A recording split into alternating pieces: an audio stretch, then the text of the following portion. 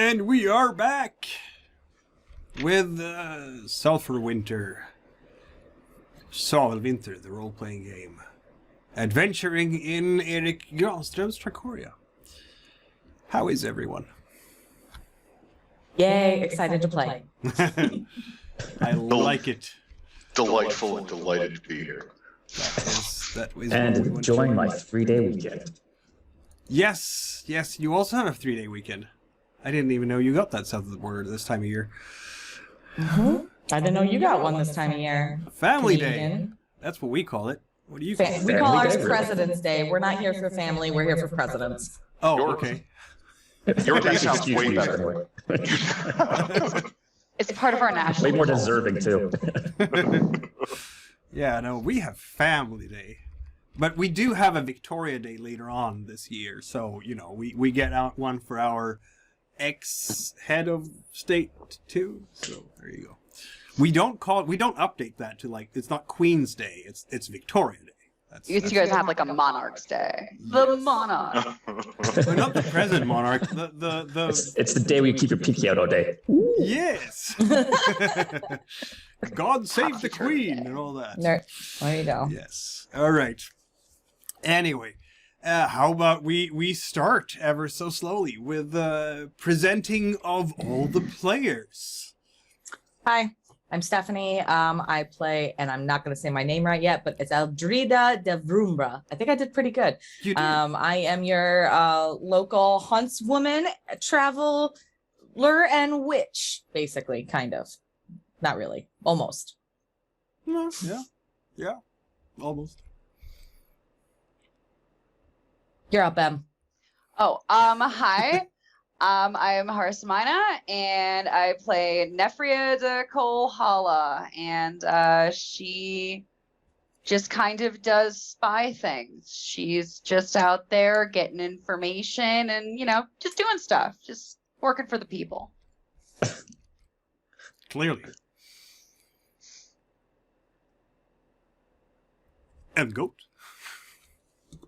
I'm Sifanu da Krimbydh, the disgraced doctor that may have started dabbling in necromancy to make ends meet. Desperate times. Desperate times. In this economy, you have to do what you I know. I mean, I'd be a fool not to. Exactly. Just leaving money on the table. There you go. The times weren't even that desperate. You got overcharged for coffee once and you went straight to necromancy.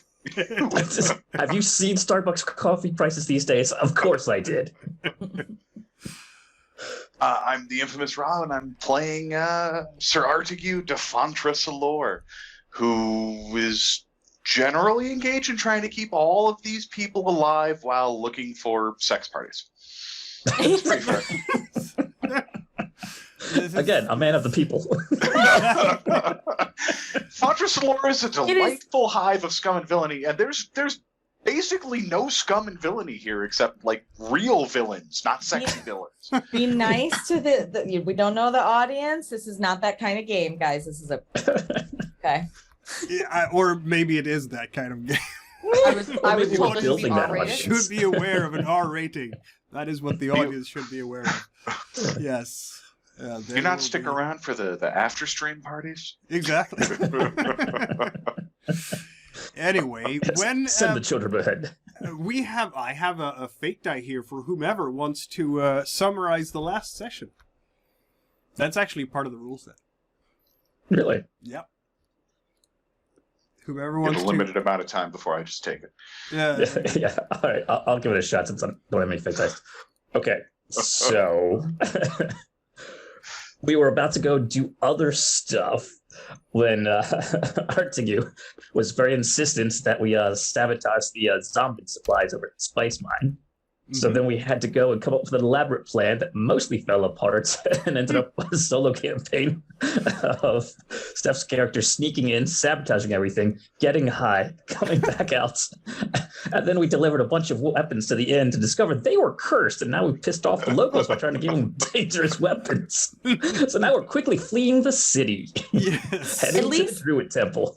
I didn't just murder people for funsies, okay? You I didn't guys, did you mention Who murdered that? someone? No, no The- one murdered The anyone murdering for of the funsies. guards and the drowning in the swamp? Like, guys. We only You killed say the the two we swamp had to murdered kill. them, but come on. There When you push was, someone down the stairs, you can say the stairs killed them, but come on. there The was Tricorian indeed- Empire killed them by putting them in my way. There Oh you my go. God. The Korean Empire killed them by proxy. I'll go with that. There was, in fact, bloodletting and sabotaging, and I'm sure that the Tricorians will not be happy about this. But since you have, very wisely maybe, run away in the early hours of morning together with Shulaban, and We did not run away. We strategically withdrew. Yes. Really ran In no, the wait, very early hours of the morning when no one would notice. You did not run away because you did, in fact, escort Perrima to the temple. This is the very noble mission. Mm-hmm. Very noble. Out of the kindness of your hearts only, and nothing else. Right? This Yes. Yes. Has nothing to do with Pure charity. the city being, the town being too hot at the moment.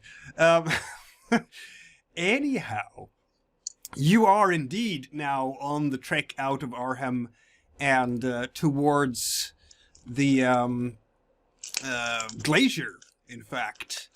And it is early morning as the sun is coming up. And this is the 4th month of the year, the 15th of Misiska. And you, far out in the east, you will be able to see the glacier, or you would be able to see it if the sun wasn't right in your eyes from that particular direction. It's glinting towards the north as well, so to the east, like wall, if you will, of mountains topped by snow caps that are, in fact, radiantly white now as the sun is coming up. You have the good fortune of following a path. Someone has made a footpath here, which maybe is not entirely surprising because this is the path towards the temple, and people travel to that temple every once in a while. For the first little while on this journey, you will be traveling alongside the river Loberan, which is the one that carries all the sulfur down to the marshlands and on through Arhem. And as such, it stinks a lot in your early travels along this path. But the good news is that after an hour or maybe a couple, it doesn't stink quite as much anymore, and it starts becoming, because the sulfur at this level is much more diluted and the path is sort of wearing off from the stream, and it's much fresher air as you continue on your journey, together with Briar and Perrima and Shulaban. And that's where we find our heroes. And you remind us who's Shalaba again? Shulaban The is... guy that we tried to get rid of. Is Yes. that Addertongue? Yes, Yeah. that's Yeah. the same. Okay. Shulaban Addertongue, who is your guide, who Briar has contracted. We got a reduced amount, right? Thanks to Yeah, he's not getting I paid can't as much as pronounce he everybody's thought, but he's still getting character, paid more than we wanted to pay. okay. That's a good summary, yes. He's getting paid more than you want to pay him, but not quite as much as he would like. And Yeah, it was only do we about still half hear what he the wanted. Still more. do we still hear the rhythmic like drumming, basically pounding noise, and is it getting louder as we move deeper? The rhythmic pounding? I thought there was some rhythmic. I'm going over my notes, which is why I'm asking these things. Oh, that was probably as you were traveling along Oh. the Trinsmyran coastline, I think. Yes, okay, That's never probably mind. what That you're was in the thinking about. mountains. Yeah, that was far to the south in the Empire. That's your home Oh, that was the island. guys banging on the mountains, literally, right? Oh, Yes, yeah. yes. Yeah. Briar, Sorry. Briar was That's super the- into that. Sound of home, yes. No, there's no rhythmic pounding here. And we haven't seen any giants or fuzzies yet. Okay. No, not yet. Before we get started, I wanted to change my temporary goal to dig up ancient artifacts once we get to the site. Hopefully we'll get to the site in this session. Very well. Dig up ancient artifacts. Because that other one was just sort of an idea of what I could do. Yeah. Not so much an actual goal. Fair enough. So, you are traveling this path. It's cold, of course, because you are literally in the Arctic. But it's still spring. I mean, it depends on what you compare with. I think maybe Sir Artegue and Sifanu considers this cold. Possibly Eldrida doesn't really, because she is used to the mountains of Himbergon on Trinsmyran, which is not much, slightly hotter, but not by much. I don't know about Nefria. It's cold, but I came prepared. I'm layered. I'm insulated. She's the outdoorsy type. She's ready for it. The sun came up just as you were leaving Arhem at something like 5 a.m. So it's climbing higher in the sky. You seem to be enjoying good traveling weather at the moment, at least. Perrima is, of course, very enthusiastic and marching on. She has like it's not quite a quarterstaff, like you wouldn't necessarily, I suppose you can fight with it in a pinch, but it's more like a walking staff, really. While Shalaban is walking next to the carts with the cliff crawlers, or sitting and driving the cliff crawlers, because this is an animal that you're not necessarily used to. As you Entirely unnatural. We took all the cursed weapons with us, correct? You did indeed. Yeah. Okay. Mm-hmm.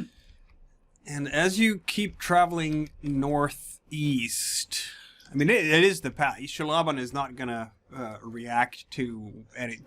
As far as I can recall it, you haven't really told him about the change in travel plans, that you're going to, in fact, the Kmorda Temple and not to the Kruri. Well,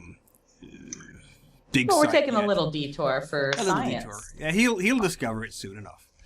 I thought we did mention him. I thought he got excited about the idea. Oh, No, Briar did. Briar, yeah. Yeah, Briar did, yes. Not Shalaban. Not Oh. Shalaban. Yeah. Oh, yeah, screw that guy. I'm pretty sure none of us told him because none of us really care what he thinks. Yep, that's exactly why. Yes. I mean, Briar is, as always, talking a lot about things, and he is... When he's not sitting on the cart, he is jumping down from the cart, picking up rocks, striking them ever so gently with his hammer, listening to them, noticing that now the whole caravan has moved on without him, and then running to catch up again. That is basically what he's doing at this point. So Sir close, Art, he Briar. is going to get eaten. No, he's not. He's fine. I can see him from over here. Yeah, don't let him get eaten. He's our paycheck. He's not. Never had so many people complain about somebody being eaten without anyone actually being eaten. I'm telling you. These are inhospitable lands. Anything could be. I feel like we're only gonna regret what happens if he does get eaten. So I feel like we should just prevent that. Like, Well, Artegue, I assure you, I am batting him up. 100% thus far. It's exactly. You've got one goal right now. You're Don't let him get criticizing eaten. a You're batting flawless 100. performance. you know what? I don't think I can criticize your data. I feel like that's valid. Jeez. Not the numbers guy. Well, I mean, like, what? Next, I'm supposed to tell you, Nefria, that you really need to watch your mouth because you got us into trouble in that last city. I mean, it hasn't happened yet, but it could happen, and it is your job, so you should really be careful. What's definitely going to happen? All I'm saying is that if he keeps lollygagging behind the group, there's a chance he could get in trouble. And the chances are increased. So Yeah, You and I know- said you were right. Go pick him up and bring him back here. You know, for people who are worried about dragons, I'd like to point out that you're actually more at risk when you're in the middle of a caravan train than when you're off by yourself. yeah, you do make a valid point. And there are it's dragons also, here. however, the I think it's the injured elk that the back of the pack that tends to get fallen to the wolves. There But is good a luck to dragon. you. Yeah, there I is a keep dragon. marking. It's a good thing that there's a hood that covers Artegu's entire face. Otherwise. Speaking of which, since you were up all night, I have given everyone a point of exhaustion. You are tired. That's not a big deal at the okay. moment. but That's why down there's the X line- there. Yes, that's where exactly. Artegu might strips become- out of the armor. Yes, you have 2 points of exhaustion because you did do that whole scene with the fight with slave camp wearing your heavy armor. So you're gonna need a rest at some point. But you can make it through the day. Like you're not that tired. It's Yeah, I'm just not going to make it through the day still wearing the heavy armor, though. That needs to take a break. That could be a good idea. And this. Oh, good. I got a wagon. Throw it in the back. Chuck. That point of exhaustion is not going to be a problem for you until you have a conflict with someone else, because they get to use that as an extra die in their pool. For each point of whatever misery you have, they get an extra point. So that's that could be a thing to remember. Unless you have Bansi Khan, in which case the enemy cannot use misery against you. Also, berserkers can do that kind of thing. Anyway. Or in case you get to sleep every once in a while would also help. That And that's hoping your party members don't go, "Are you awake? Are you awake? Are you awake?" Perrima will be very, very eager about this trip, as I've mentioned, and she is, of course, talking about things like the glacier and enthusiastically sharing how... As you can see it on the horizon, she is waxing lyrically about its beauty, and it is a pretty sight, glittering in the sun as you're getting closer. That crystal-like ice in the distance. Al will spend some time while they're walking just chatting with Perrima about any of the stories of the land or the Druid Temple or the giants or things like that interest her. Yeah, I mean, she can speak about Kmorda at length. She describes Kmorda as a guardian. Yes, he is a guardian. You speak of him, you speak of ice as ice, but he is a guardian of these lands. And, well, they say that a long time ago, before time was time, there were, the Flying Furians, people of fire, and they were floating around in the empty space, but they were attacked by bad creatures. So some of them became the Tectons, and they were all gathered in the middle, the Furians, and the Tectons were like shields to protect the Furians in the middle. This people of fire.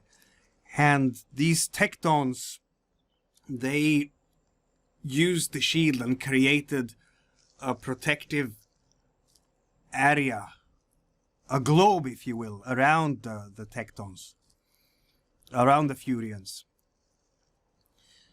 And legend has it that Kmorda is a guardian for one of the Tectons. Marjura is sitting on one of the Tectons. When these Tectons move their shields, that is what we talk about as earthquakes. Fascinating. So we help Kmorda guarding against a great evil that has been hidden for generations. And what was this enemy? Oh, I do not know. I'm not a full druid yet. They have not introduced me to all the mysteries of our order. But the enemy is theoretically buried behind this shield. Yes, I think so. Interesting. Right. So they built the shield around the thing, or they built the shield around the Furians? All the tectons are the shields that are protecting the Furians in the middle. And then Kmorda is on top of one of the tectons, and there is some kind of evil somewhere that Kmorda is acting as protection against. Gotcha. So the ice is protecting us from some great evil.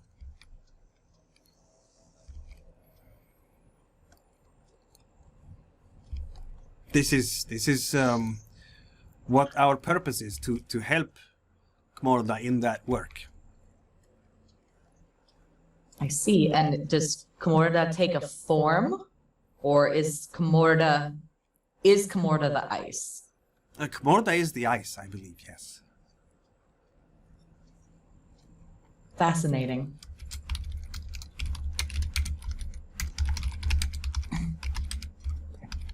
And I have already experienced directly the way this land speaks to you. So I believe there is something to your tale, Perrima. It is not just legend.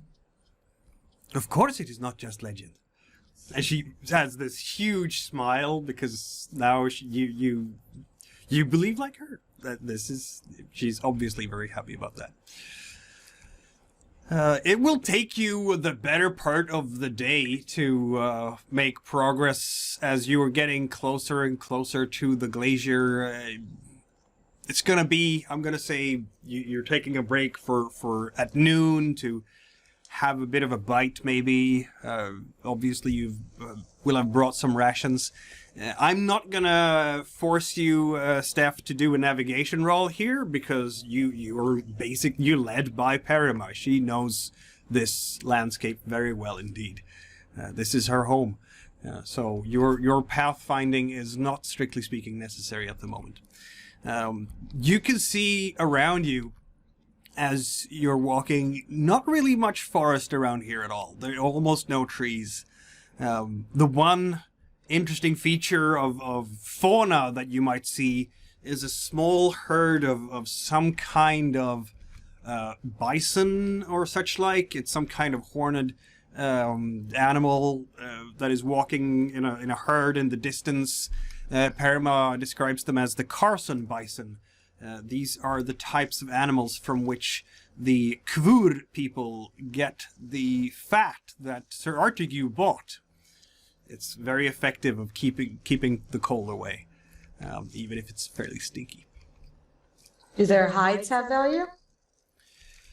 They have some value, not as much as the fuzzards, of course, but you can use them for clothes in a pinch. Are they delicious? Yes, We do not need a so. bison for such a small amount of people. That would be wasteful. That would be wasteful. Only until it gets really cold. Yes. Hey, and even if it goes bad, it's a good distraction for predators. Go get it. Exactly. There is one time when I was leading a small group up mountains, not so much different than these, and it got so cold that we did have to, well, those that survived in the party from the initial winds and snows, we did have to slay a creature similar to the bison and crawl inside of it for warmth to sleep at night. I don't recommend that if we can avoid it. Could pull out a little notebook I'll and just keep scribble walking. something. I look up and you guys, I think there's something flying up there.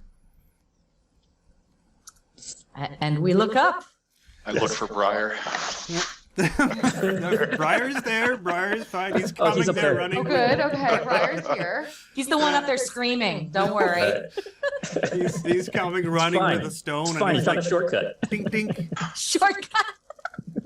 dink. I like that. This is That this like a might big, be big yes, bird. interesting. But you're looking up there. Is it a bird? Is it a It's really big to be a bird. I mean, it's hard to tell distance-wise. You don't have any reference points. Elle will knock her bow just in case it decides to make a dive toward us and keep an eye on it. But they're usually only big enough, I was told, to lift like smaller critters, right? Like a dog or something of that size. Child. Feel free to roll a wind there, Eldrida. Yeah, I remember something about giant birds in the air. Now remind me again Buzzards. because Buzzards. yeah, the Yeah, buzzard. It's blacked out on my PDF.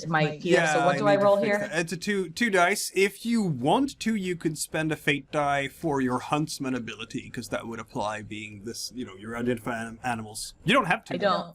I don't want to burn a fate die here yet. That's fine. No, not All for right, this. so 2d6. Huh.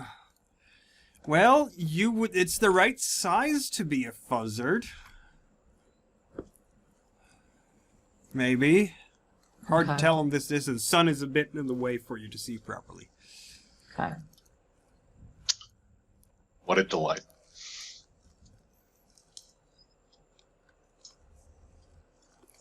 I'm just gonna make an assumption that it's a fuzzard. Keep the bow knocked. Probably is. Yeah. Yeah. That seems really likely. And keep an eye on small things. I would recommend that we clump together, and making noise will help generally to keep off predators who may think that we can be an easy meal. Indeed. Does Yeah. anybody well. have an instrument? That'd be the easiest way to handle it. Bard, play something. I suppose simply enough, we'll just ask Briar to demonstrate the musicality of rocks. Metals. Sorry. Briar, here are two heavy metal objects. Please demonstrate the musicality of metals and explain it to us loudly. And we can walk to that. Ding, ding, ding. Dong, dong. Yes, there will be a long So the next harangue hour feels about- like hell. Yes, yes, it does.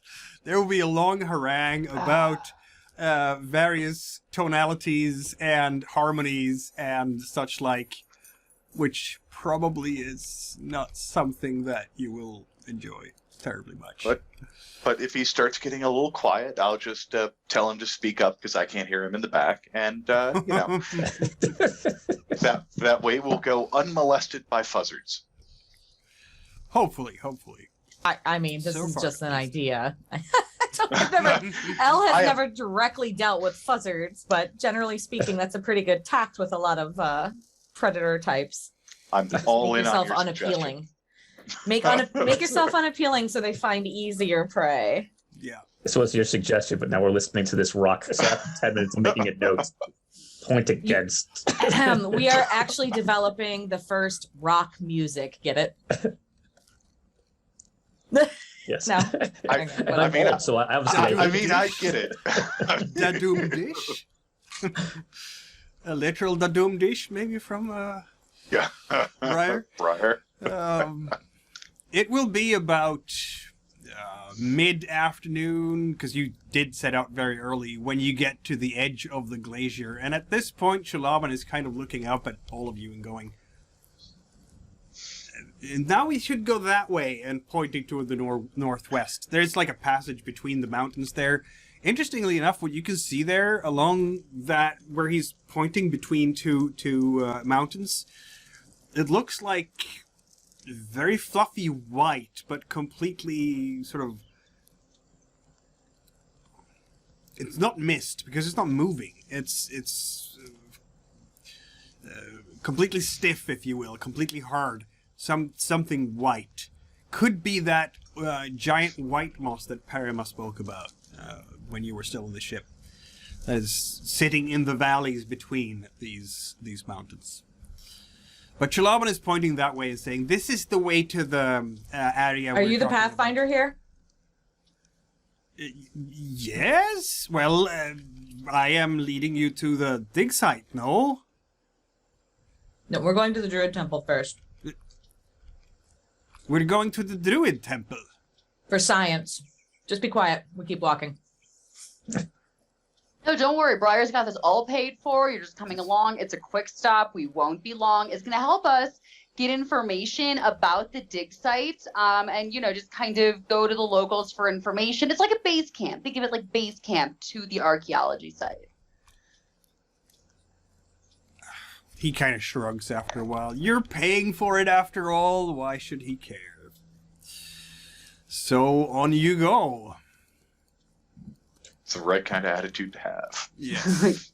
It's The fine. cliff crawler will have the cliff crawlers will have their work cut out for them as you are starting to mount up on the glacier itself. Perrima will be able to find a good path that is without too much hazard and not too much trouble for you to climb. But it's fairly clear quickly for all of you that without her guidance, this would be a hard climb. She can immediately tell where the ice is easy to tread, where you can't even see a slope or a crack in the glacier that makes for an excellent, smooth path up on top of it. But she sees all nooks and crannies immediately and navigates this place without any problems at all. And she's still just dressed in sandals, basically. The ice really doesn't bother her. She's from Minnesota. We get it.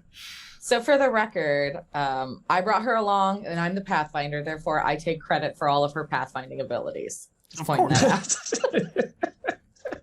Like, she doesn't even get to be her own person. I try to figure out, Mikkel. Elle just tries to like watch her and try to understand what she's doing in case Elle has to, recreate these kinds of, steps. So she'll even ask, like, are you sensing the ice, or is there something that you can see, or is this more of like a feeling that the ice is speaking to you? Oh, no, I'm not speaking to the ice now. I simply recognize the patterns. Didn't you see that? She's honestly a bit surprised that you guys don't see the same things she does when she's looking at the ice. For her, it's like breathing. No, Elle will try to learn as much as she can in the short period of time. Yeah, I mean, you do have a good mentor for this in her, that's for sure. Yeah, she can tell you about all sorts of different ice types and things that you can encounter on the glacier that may or may not be dangerous, and that you should be watching out for. Several different types of perils and potential risks. She can tell you about crust ice, which is dangerous because the ice underneath it has air bubbles. So if you step on it, you break through it. And it might be a long way down. There might also be cracks in the ice that open up, and they might exist under a very shallow layer of snow. There might also be a special type of gas underneath the ice, and if you step through it, you will lose your foot.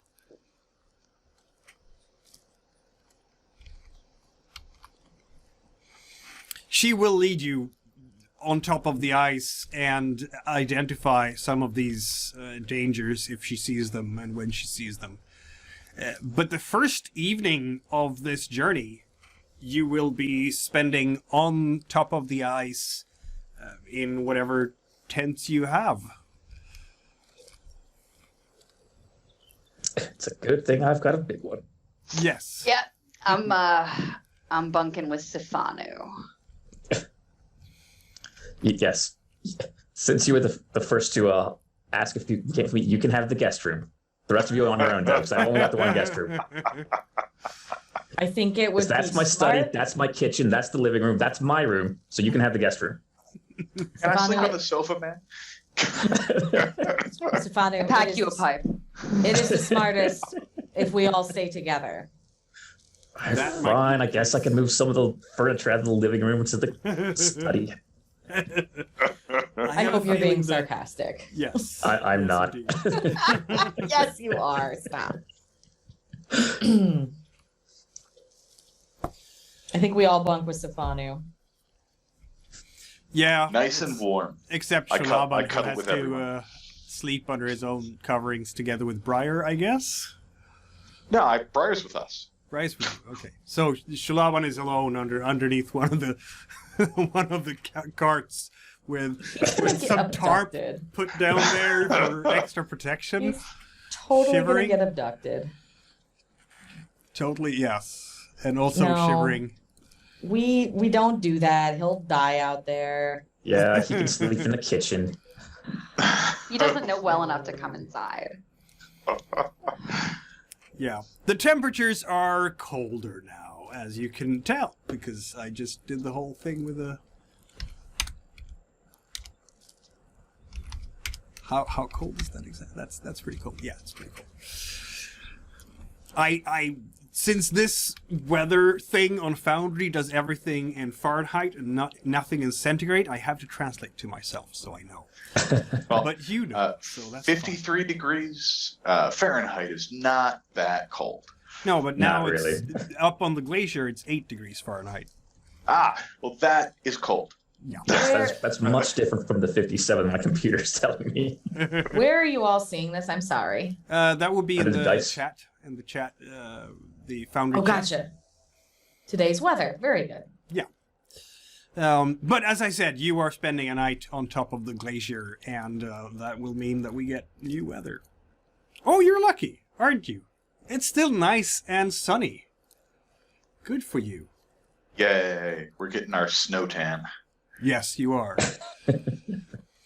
This means that you will make very good time. Like the carts with your equipment, they have skis for them because you don't go anywhere on Marjura without skis at least in the cart. Right. So you exactly. can easily mount them on the wheels and the cliff crawlers just go on, and that makes for a much smoother ride.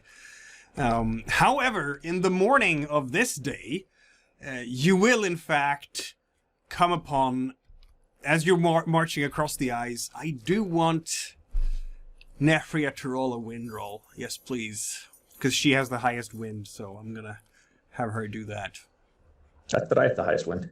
Oh, well, I guess you have equally high wind, I suppose. 3, right? Yeah, I've got a 3. Yeah, so either of you. Yeah, go for it. No, No, you hang should on. have Nefria. I have a Nefria. wind 1. I have a water 3. My apologies. Oh. Okay, Oh. I'll do the wind 3 then. Yes, please do.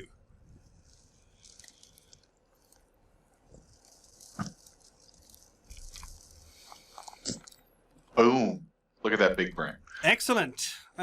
Since you have slept, you have, by the way, recovered all those exhaustion points, so you don't have that anymore. I put my armor back. Yeah. If you want. Goat. It is good thing that you had successes on that, because you're walking along there, and Perrima is she's slightly ahead of everyone to check with her staff for those cracks and possible holes and crusts and so on.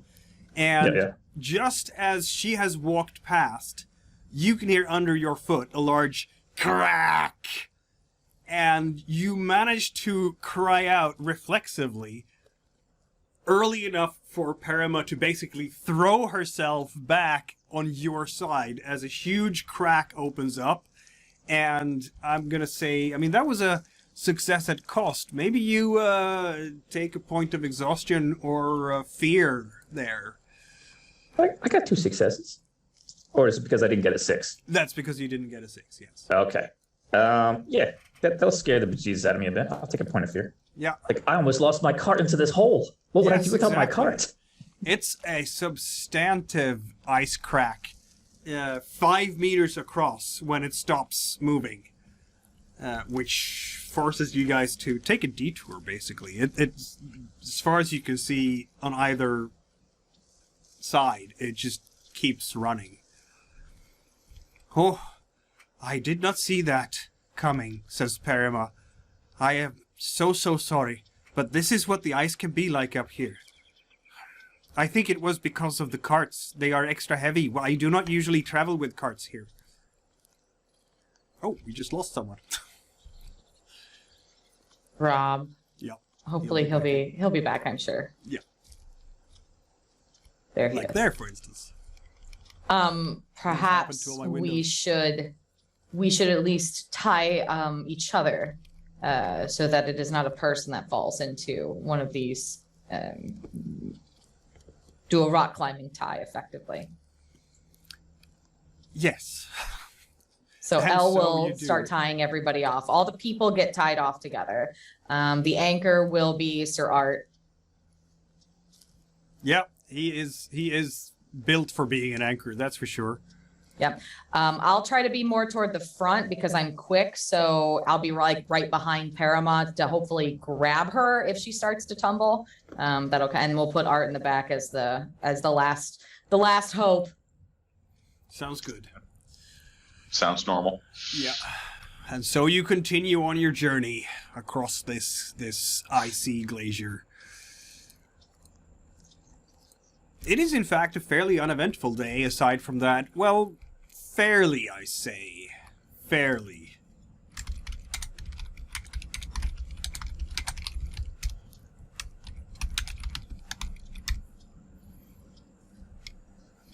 A note to Goat. Uh-huh.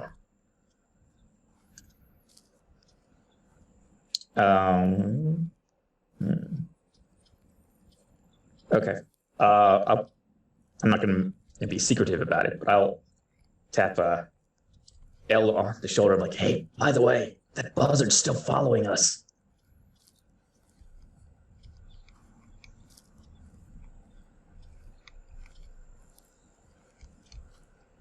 Oh dear. You're muted. Are the fuzzards generally carnivorous or omnivorous? They're carnivorous, yeah. Do we have some They- dried ration like meat that we could spare? They do also feed on cadavers, so carrion... See, so killing that thing earlier would have been useful. No, it's way too much. Stop that. Yeah, it's way out of bow range. It's... You could just make it out against the sky. You know, it's... All right, well, there's not much we can do about the fuzzard. If there become a lot of them, if they start traveling in a pack for some reason, or a flock, as it were, then it could be problematic. Just keep an eye out.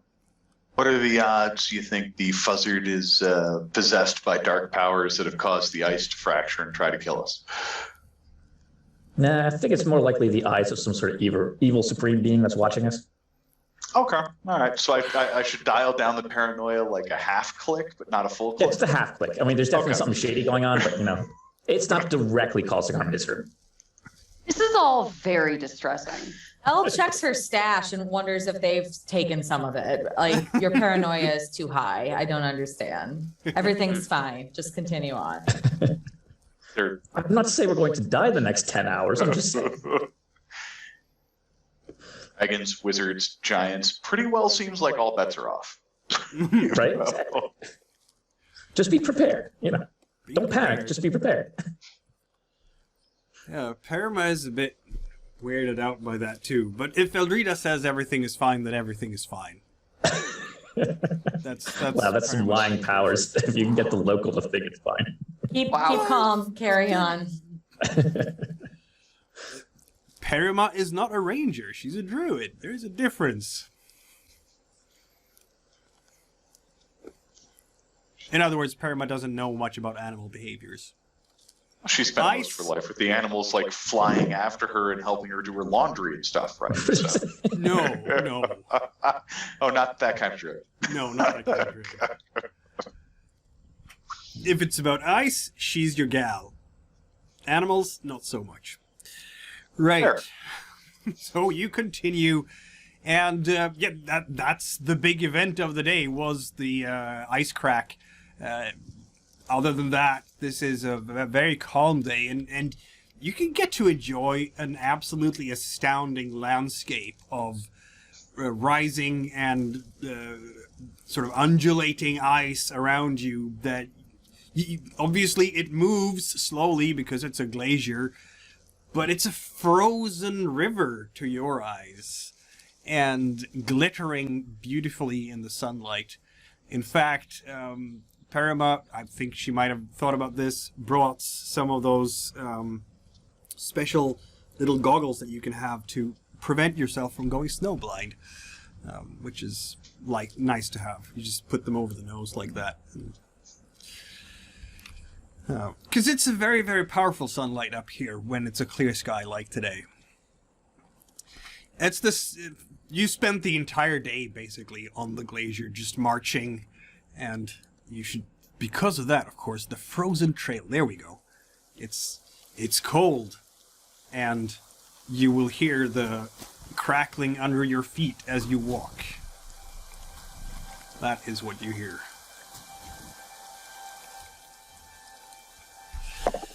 But it's another night on the glacier, which probably is spent much like the first one.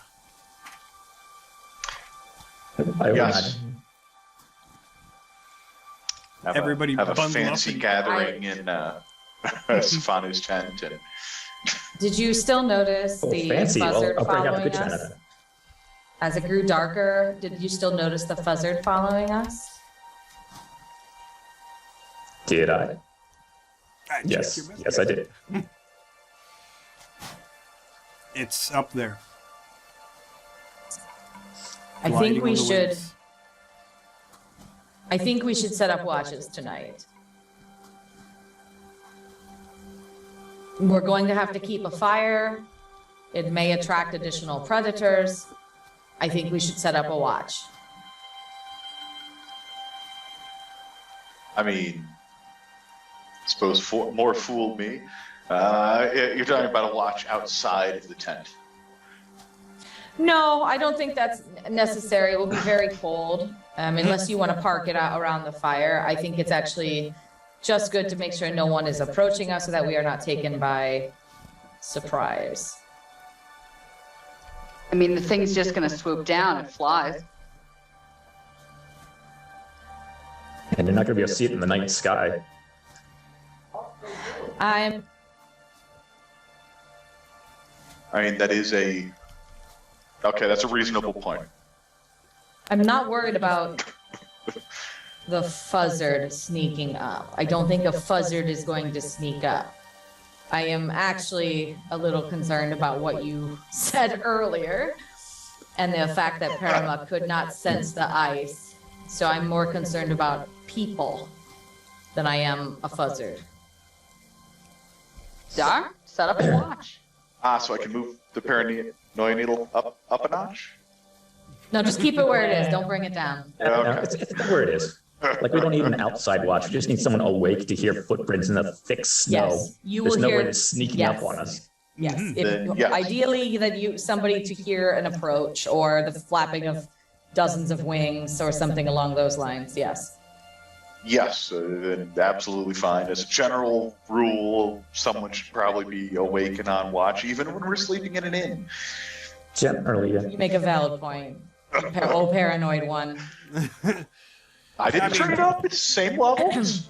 All right. Well, You have a lot of people to take shifts. Like, it's the four of you plus another 3 people, so you shouldn't be No. hard First watch. no, it's just the 4 of us. No. Not even I think we Perrima? would trust Peregrine. Yeah, we could trust Peregrine, but not the other two. Yeah, Perrima seems very smart. She can take a watch. She can be one of the party, but the rest of them, that's a no. Does those seem super gullible? She does, but she understands the snow better than any of us. If anyone would hear an approach, you'd think it would be her. The land might tell her things it does not tell Right. us. Yeah, all she has to Right. do If is she tell heard us something what she knows unusual, now. she would know it. Yeah. So, all right, we each take a watch. However you want to do it is fine. Alphabet. First watch. Alphabetically, that works great. It's fine. Part of turns, you. it turns out that your paranoia is, well, there's total or insufficient, right? In this case, it might have been total, because you are not disturbed in the night, and Sifanu will wake up without his fear. Perfectly Alright. fine. Yes. Good night's sleep. Yes, indeed. We're all Well, praying with an for- S, that Oh, means on no. the last shift then, right? What? Tornado makes no sense at all. A blizzard Well, could that- make sense, but I don't like today's weather then. What tornado? Let's not. No, not. tornado makes no. I don't know this weather generator. Sometimes it's like you don't get tornadoes here. That's Ice NATO. Where are Yeah. y'all seeing this? I don't see it. It's in the chat window.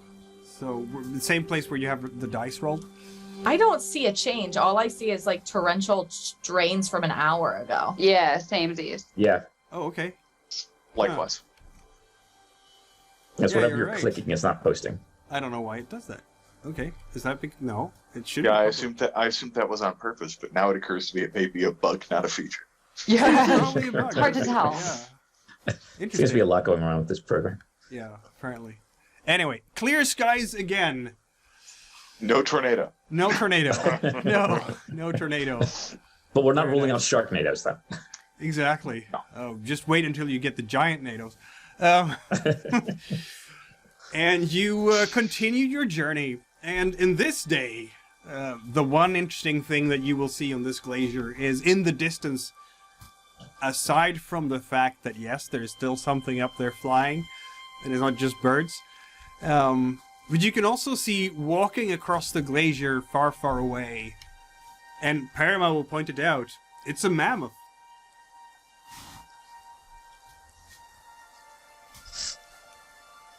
I want to Okay. stop and sketch it. I bet. No. What? I want to stop and sketch it. I have a sketchbook. I want to stop and sketch the man. Might Just not a have few time for that. gestures. It's just some gesture drawing. Or you could just sketch it from the convenience of the cart. Okay, I'll do that. I'll climb into Yeah, the we don't have cart. to Thank stop you. for that. We don't Weigh the cart down exactly. some more. That's fine. We don't need to waste the time. But early in the morning, or mid-morning, I should say, you do get to the edge of the glacier where the mountain rises up from the plains like a singular jagged tooth, if you will.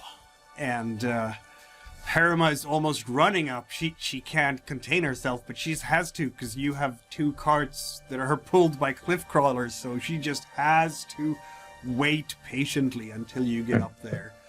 The path that has been well worn by feet over the years leads snaking up on top of this mountain. Not quite to the top, but at least halfway to the peak. So it's going to take you a goodly hour or so to climb up the path, probably. But up the Finally, path a you nice come. walk. A nice walk indeed. And so, you are up by the temple. Everything here, as you come up along this path, it's snowy up here, is quiet. Very, very quiet.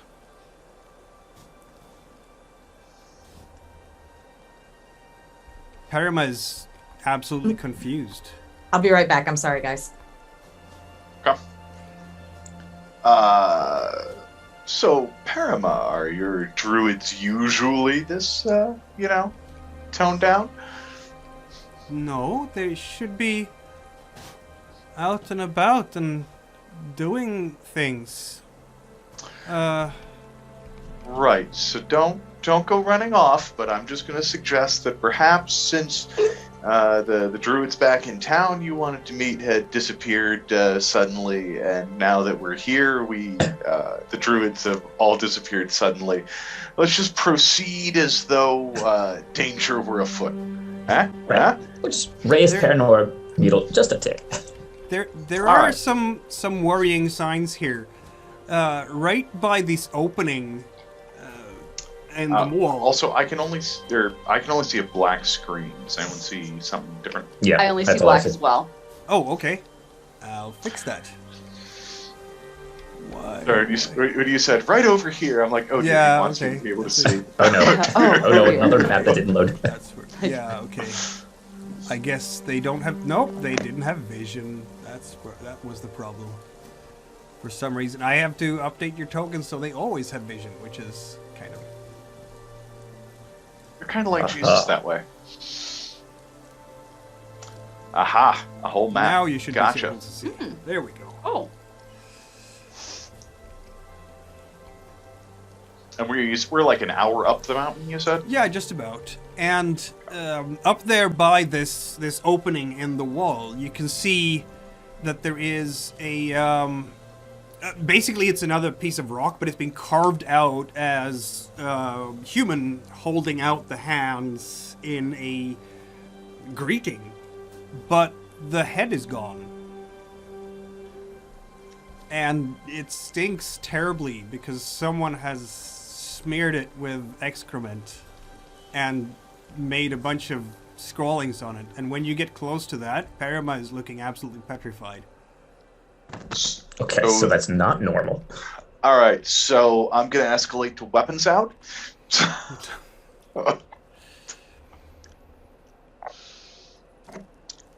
I draw my tiny dagger. Yes. I'm Tiny dagger out, sleeves up. Oh, let's guessing do that this. Eldrida is pulling out her bow and arrow, and well, I mean, Briar is looking at everyone, looking very anxious, and just kind of staying by the wagons. I'll stay here then. Yes. Yeah, just no. Come stay behind me, Briar. Behind you. Yeah, we're not leaving you with the wagon. All right. Just start No, off we leave the behind wagon. me, and if something goes crazy, go stand next to Sifanu. Okay, I'll do that. Not that things will be less crazy near Sifanu, mind you, but yeah. Very Yes, well. but, I have a chance for shenanigans, so, maybe there's a workout. Whereas undoubtedly, if something goes south, whatever it is will hopefully be trying to eat my face. So Right, then you'll right. want to switch, right? I apologize. What did I miss? My neighbor's car alarm began going off, and I was wondering what was happening over there. Oh, fun. The Yeah. druids all appear to be missing. Everything's silent. There's a statue out here that was carved like a human holding out its hands in supplication, but now it's headless and covered in literal excrement. We've That escalated stinks. to DEFCON, draw your weapons. Have we went inside? Not yet. No. Also, Sifanu, if you want to make a wind roll for seeing things, you being the scout of the group. That would be 3d6. I don't know about scout, but at least the smart guy. Oh, yeah. Hey, I'll take it. You will indeed. You can see, in fact, over by this window here. First of all, the window's open to the elements. There's snow lying on the windowsill. But there was a face there, too. A pale face that kind of moved away the moment you looked that way. Okay, I'm not seeing a window. I'm seeing some stairs in a blacked out area. But If you look to the south, you will see my green cross, which is right in front of a window. It's closed though, so or the window Okay. is open, but It's way down there. yeah, it's way down there. Okay. Okay. Well, we need to go. We need to go, and I need to head first, because I am technically the scout. So. Hold on. We need there's a whole layer of planning here, Eldrida, before we get to that part. You have Which is- yeah. Sorry, go ahead. I was just going to describe that on your right, on the left on the map, but from your point of view, as you're watching the temple to the south, you have on your right hand. Your characters have a stone tower on that hill to your right. There's a stone tower roughly there. how tall? Yeah, that's why there's a big black blob up there, because you can only see the wall Right. of the tower. Yeah, how tall is the tower roughly? That tower is, let me tell you.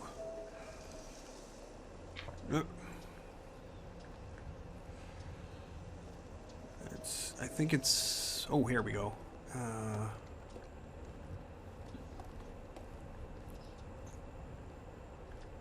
Why can't I find the entry? It's just badly animated. It's however tall it needs to be. Right. There we go. I'm sorry. It It's is plutoniumly tall. It's not terribly tall. I would say it's about 5 meters or so, something like that. 15 feet, something like that.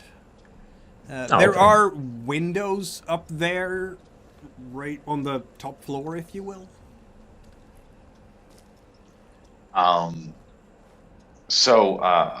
Next question is, what are we doing with Briar and Shulaban? We don't see any present dangers, so they should stay here with the cart. And I think Perrima should go ahead and see what is not normal.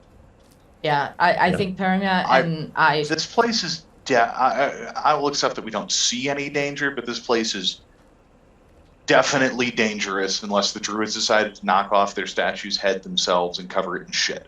Why don't we Sure, clear the but if they tower and escaped, dump maybe it in the they tower? did some traps. I don't know. That's predation flag. Well, I'm just saying, if we leave Shulabon and Briar out here and they Let's- die because no one's around, I don't want to hear a lot of complaints about Well- me protecting Briar, as we've had. Okay, so Can I make a suggestion? Can I make a suggestion? Yeah. Can myself, Perrima, and Sif go forward, and the rest of you stay behind about, 30 to 50 feet until we can find a good place that would be safe for them to encamp while we deal with this. But that way we stay together, but also allow those of us who can spot things and tell the difference in what has changed to be able to do so. I have recently discovered, to my great embarrassment, that for some reason I did not include the door to the temple on this map when I built it. So I have now done that green dash to mark where it is. I'll have to move your tokens inside manually when you get there. It's okay. Yeah, if you think that you, Sifanu, and Perrima are the ones most suited to go see what's in that building and come back out and tell us, I suppose I won't stop you. Well, we will move ahead, and I believe that we should try to take a look in the window perhaps before we go diving in head first, since we are now at DEFCON 5. Yes. Here's my thought. Perrima, what is that tower? Oh, that is the Tower of the Images. Can you be a little more specific? Yes. That is what we call it, the Tower of the Images. What does that mean? One of the priests will be up there normally and be able to watch the weather and the world from there. Okay. It's a watchtower. Yes. Right. How secure is it? It's secure enough. Okay. So I Can you think be we a should little check more that out specific? first. And then we can leave the vulnerables behind there while we go check everything else out. She's a bit confused because, like, for her, everything here is normally saved. So everything here is normally safe. Is the watchtower normally kept locked? Well, yes. Only a priest can go in, not novices like myself. So there are usually locks or bars on the door? Yes. All right. Well, I'll pick them. That'll be. I go first.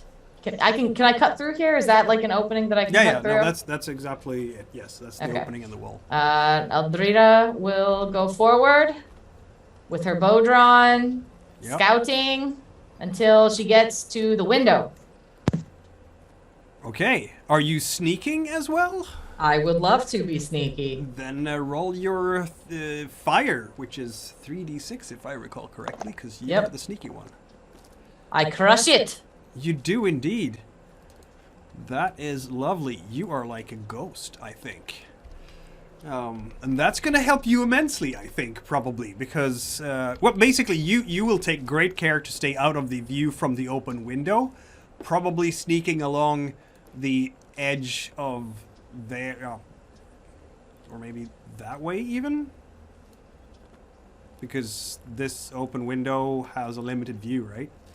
Yeah. So I'm going to say that you're going that way to stay out of the way. And so far, nothing stirs. It seems like if there is someone inside keeping watch, they have not seen you. No arrows are coming out, no nefarious magics are coming towards you for now. Okay, so, and if you guys are staying about 50 feet back, that's about 50 feet. All right. I'll keep going up to the window and expecting other folks to follow as they can. Mm-hmm. Oh, I gotta Yeah. go. FT. she flags it safe, I will go over. Yeah, I move forward with the group. Yeah. Sifanu, roll your scouting check there again. You have a different view than Eldrida at the moment.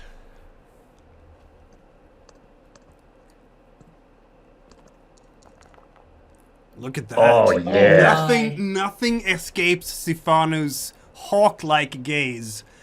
There is I can tell someone... how many fleas are on that buzzard. Yes, exactly. There is someone in there, definitely. That's not the only thing you see.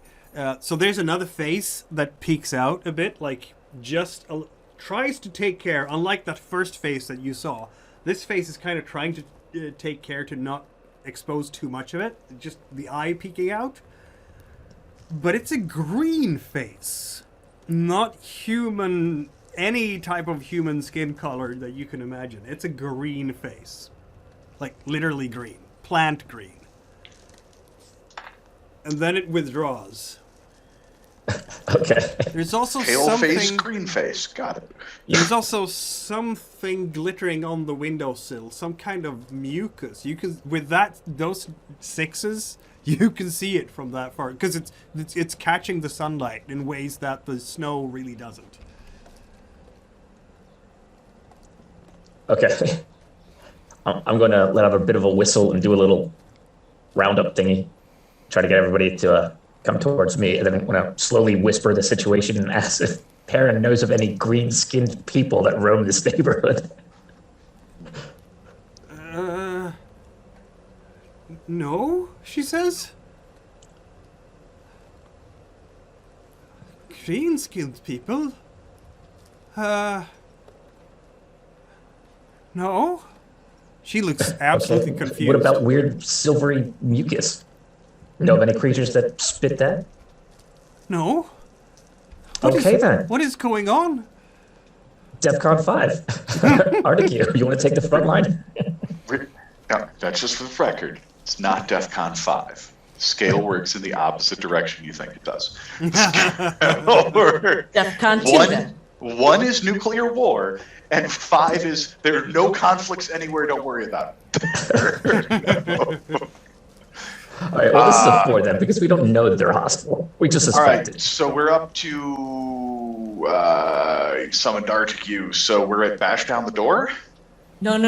I'm peeking in the door still, as far as I know, right? Okay. If you want to, so you're going up to peek in through the door? I The check window, on the these window. things before I go. Okay. Which window, though? That's the question. This one. 'Cause This that one here. That one does have. Let's see now. The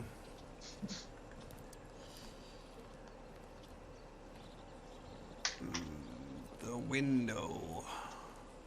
They are closed. The window shutters are closed.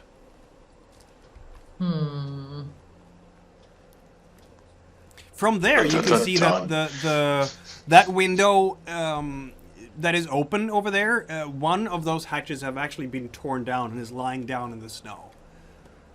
Do I see any other signs of a struggle or something along those lines?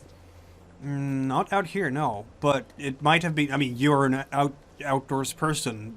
All it takes is a good dump of snow to cover everything, right? And clearly there has been things have been snowing. If not today, because obviously clear skies, or yesterday, then maybe just before you arrived to the island. How are these windows secured? Like, is this just a standard sash and lock? Yeah, some kind of latch on the inside, probably. It shouldn't be too hard to just poke a knife in there and open them up. I don't really want to go in alone. All right, I'm gonna head around here and take a look. I'm gonna go head around sneaky over here and take a look in this window. That is not a window. That is, in fact, a door. I listen to the door and see if I hear anything behind. You can hear a hissing sound. A hissing. That doesn't bode well. A mechanical or a snake-like? More like steam, maybe? Yeah, so more mechanical than All right. animal. I'm gonna check around the side, make sure I don't see any other entrances or weird shit. And then I'm going to flag the party over to this area. This stuff around us, this is all a 5-meter wall, you said? The 5 meter is the tower. The wall itself is about What are waist these? high. So the So rocks this is are a about wall, and this is a wall here, about waist high? Yeah. Okay, so if we parked our group here, they would have some coverage from either side. I'm gonna move Perrima as well. She is definitely I was going to ask if coming you could along. bring Briar and Shulban over here as well. They Yeah, want in to fact, stay you by can the just carriages at scroll the this whole point. map up. But before anything else happens, the door is bashed open. I wanted to do that. The And- front door, Right? God dang it. Yeah, and out comes a creature of you've never ever seen before. This is an abomination. What is this thing? It's half bat, half crab, half something else. On top of its eyes has like facet-like eyes, if anything, like a fly's. It Defcon has 1. horns sticking up, like huge horns sticking We don't up. know if this is nuclear, at least two. The- though. Where the mouth should be, it's more like a crab's mouth, like split in two. And the torso has crab-like legs, huge crab-like legs across the chest. And it's sitting on chicken feet, it looks like, almost. Huge bat-like wings on the back and a tail whipping behind it. Everybody roll a wind check, because this thing is scary. I'm gonna roll for its terror roll.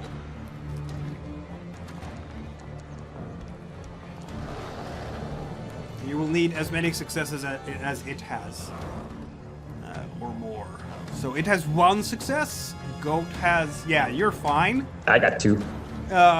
Rob, you take a point of fear. Yep. Steph is fine. Look at my kitty.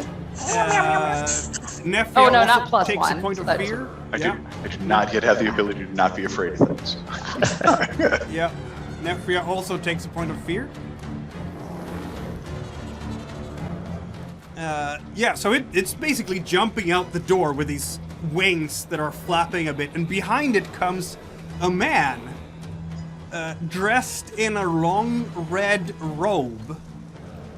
He is... The robe, the hood is coming up, covering his face, everything. Much like... Well, I think you remember having... No, did you meet... You didn't meet anything in the village, did you? But he is walking behind this thing and basically mounting it. What do you do all do as they come out? I shoot it in the face. You shoot it in the face. Is there an initiative order? Yeah, I don't know how it works, but I shoot it in the face. That would I be mean, fire. they greenlit smash it with a hammer, so That'd smash be it with a fire. hammer. So yes, feel free to move and shoot, Eldrida. All right, You can so see I'm, it yeah, like I'm gonna so. move up here so I can get line of sight. Yeah. I'll move to the length of my range, whatever that is in this Yep. game with the bow. So I want to be as far back as I can from whatever this nasty thing is. Yeah, I get it. So over there. All right, and then, And- perfect. And then I have 3, 2, 3. You have your 3 fire Roll. plus 1 for the bow, so you have an extra die Oh. for that. Well, that's good because I will roll 1 more die then. Yes. Hey, Wow. What are you shooting at? The monster thing? the I'm guessing? monster! Of course you are. That is an excellent shot, in fact. And it goes through that thick hide and sits there, sticking out. That arrow shaft it connects. The thing is reacting to this being hit by that arrow. It is certainly not dead, but you did the equivalent of 2 points of damage with that shot. So Great, I'm ouch. terrified. Okay, I just stay away and I say, smash it with a hammer! I'm gonna go, everybody down! And then I'm gonna do my room shit. Oh, That's right. oh. What that's is that? What are you interesting. talking about? I It's can't time wait. for the boom. It's Time for the boom. This is what I was going to use in camp, and you said don't do it because it'll be too obvious that other mages will notice. But I'm not worried about it here. No, you're not. We're gonna die. No, use it here. Oh yeah, I'm using it. We're good. So if I remember correctly, it's got to roll some sort of like will and get at least 2 successes, if not more.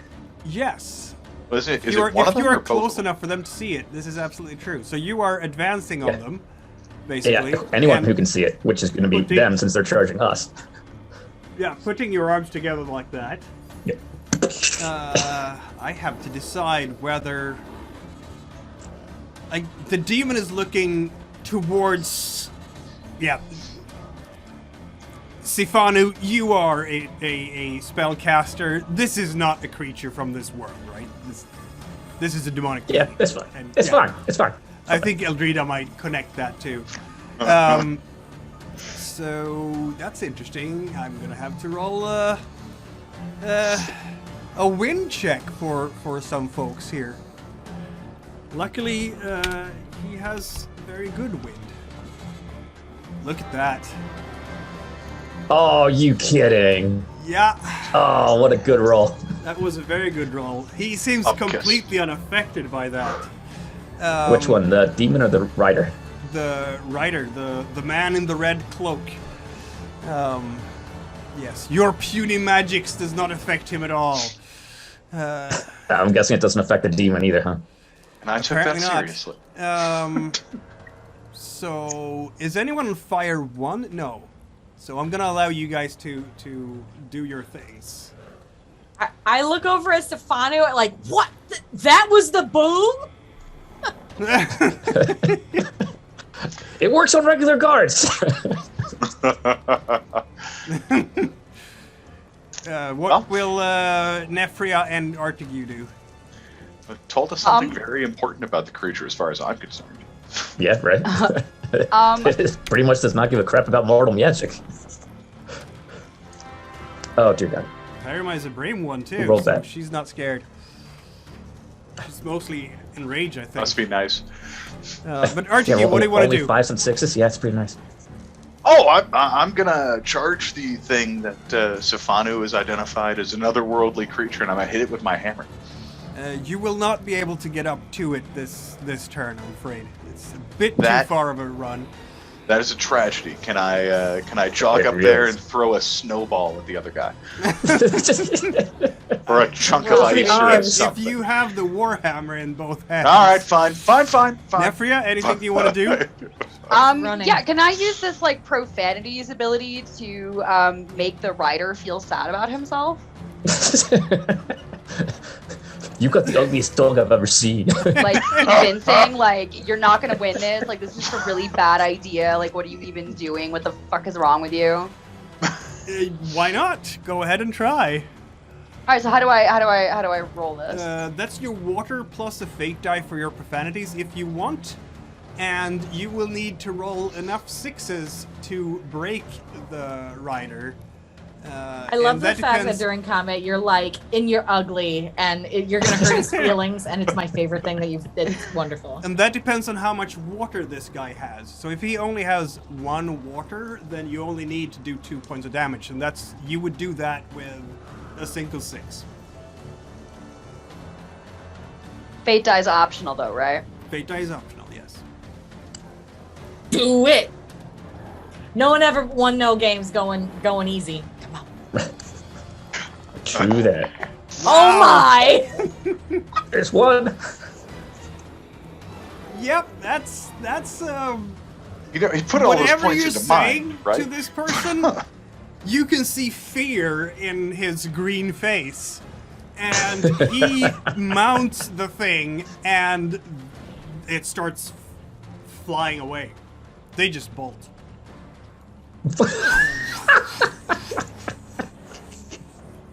Oh.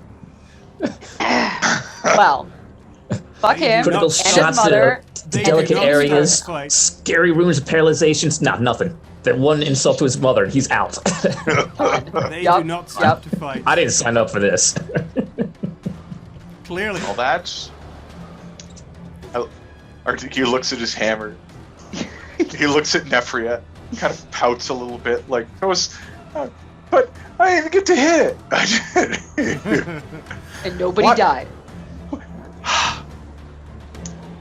You take all the Yeah. fun out of having a demon smiting hammer.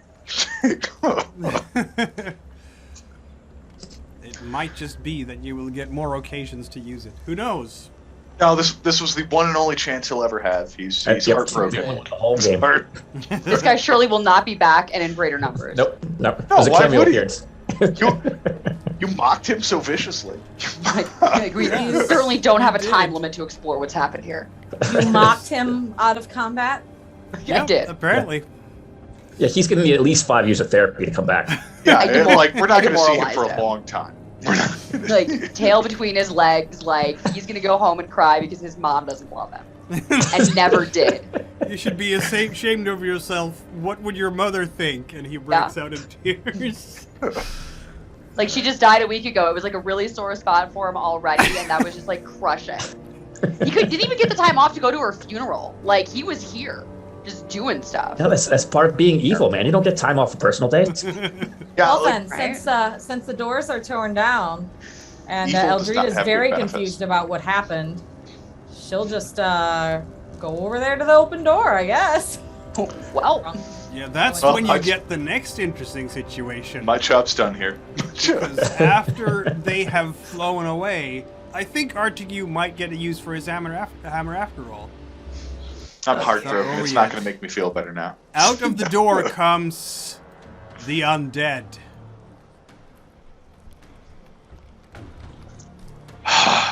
A zombie walking towards you, Artegue.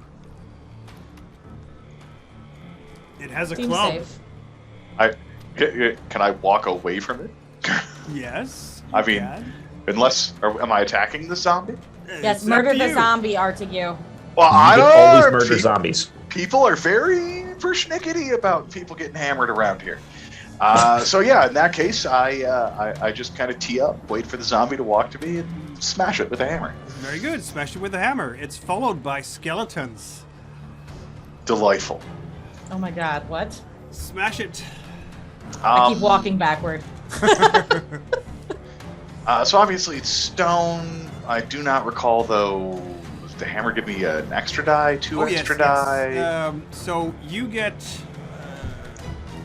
your stone. That's 3. 4 Yeah, that I for- got. 4 for having the hammer. Okay. You can add a bonus die for a fate die for your swordplate. Yeah, no thanks. It doesn't feel necessary for a single zombie. That is Cool. really it. All right. Splat. Smack. The zombie will, of course, also try to hit you, That Strangely darn enough. zombie. but it doesn't get a weapon bonus because your weapon is much longer than the weapon it's wielding. It Go got a hammer. single success. You win that because you have 2 successes, and you do a lot of damage, I believe, because that thing does what is it? 3 damage automatically. 3, I think it was. I think I it didn't was- write it down though. I'm just running off memory. Yes, and plus I should 1 probably for the write that extra. down. Plus 1 for the extra 6. So that's 4 points of damage. In fact, that will absolutely crush the zombie. You one-shot it. You describe what happens when your hammer impacts with this undead body. The hammer comes down. The hammer impacts his head. It turns into a bit of a Gallagher show as his head expands horizontally at great velocity and splatters in, like a semicircle all around. Except for the portion that's, of course, all over Artegue's front. Yes, it is a dead zombie. That's what I can say about that. Yeah. It's a dead headless zombie because the head has caved in. What?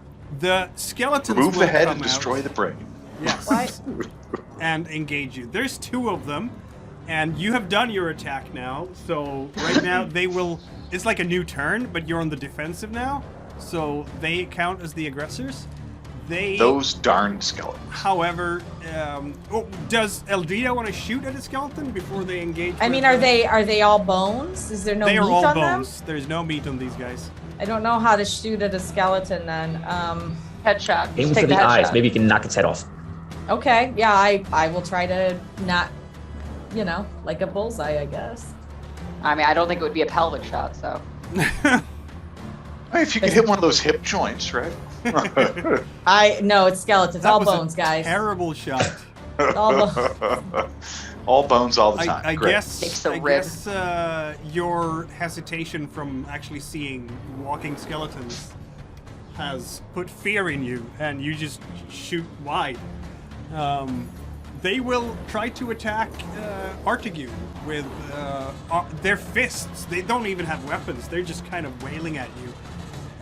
But they are fairly strong, and there's 2 of them, so they get 4d6 together. Those darn skeletons. Skeleton-marines. It's 2 successes. Artegue, do you maybe roll your... Yeah. You still have 4 dice, though, so... Oh. That's only a single success, which That's means that one? they win. True.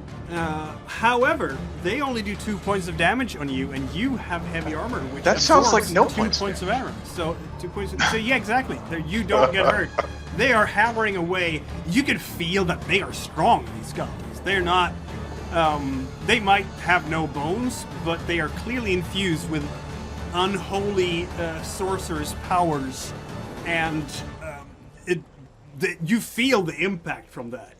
That could have knocked a regular person out, or at least seriously maimed someone. But your armor. They're stronger than saves some of my you. party members. Yes. So now you By can far. go on the offensive again. Yeah, I would like to smack them with a hammer if that's Go right permissible. ahead. That's a good roll. Let's see Hammer how they time. do. Yeah, Just- it's kind of even because there's 2 of them, and oh my god.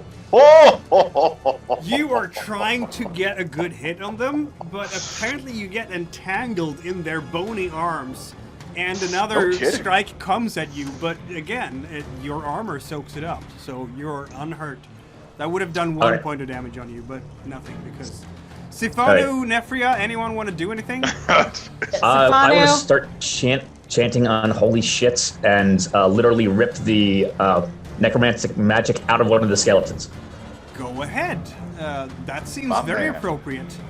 You can roll I don't know what he's your- doing, but I hope it works. Yeah, exactly. Wind, and you have to spend a fate die for this, of course, That's fine. because now you are doing literal necromancy. I'm taking it that's what you're doing. Yes. But it's good necromancy. It's necromancy for the good. Necromancy for the people. Yes, for the people, exactly. And so I suppose, yeah, go ahead and roll, and basically your successes here will give you damage on them, at least 1 point of damage, and every 6 will give an extra point. Okay.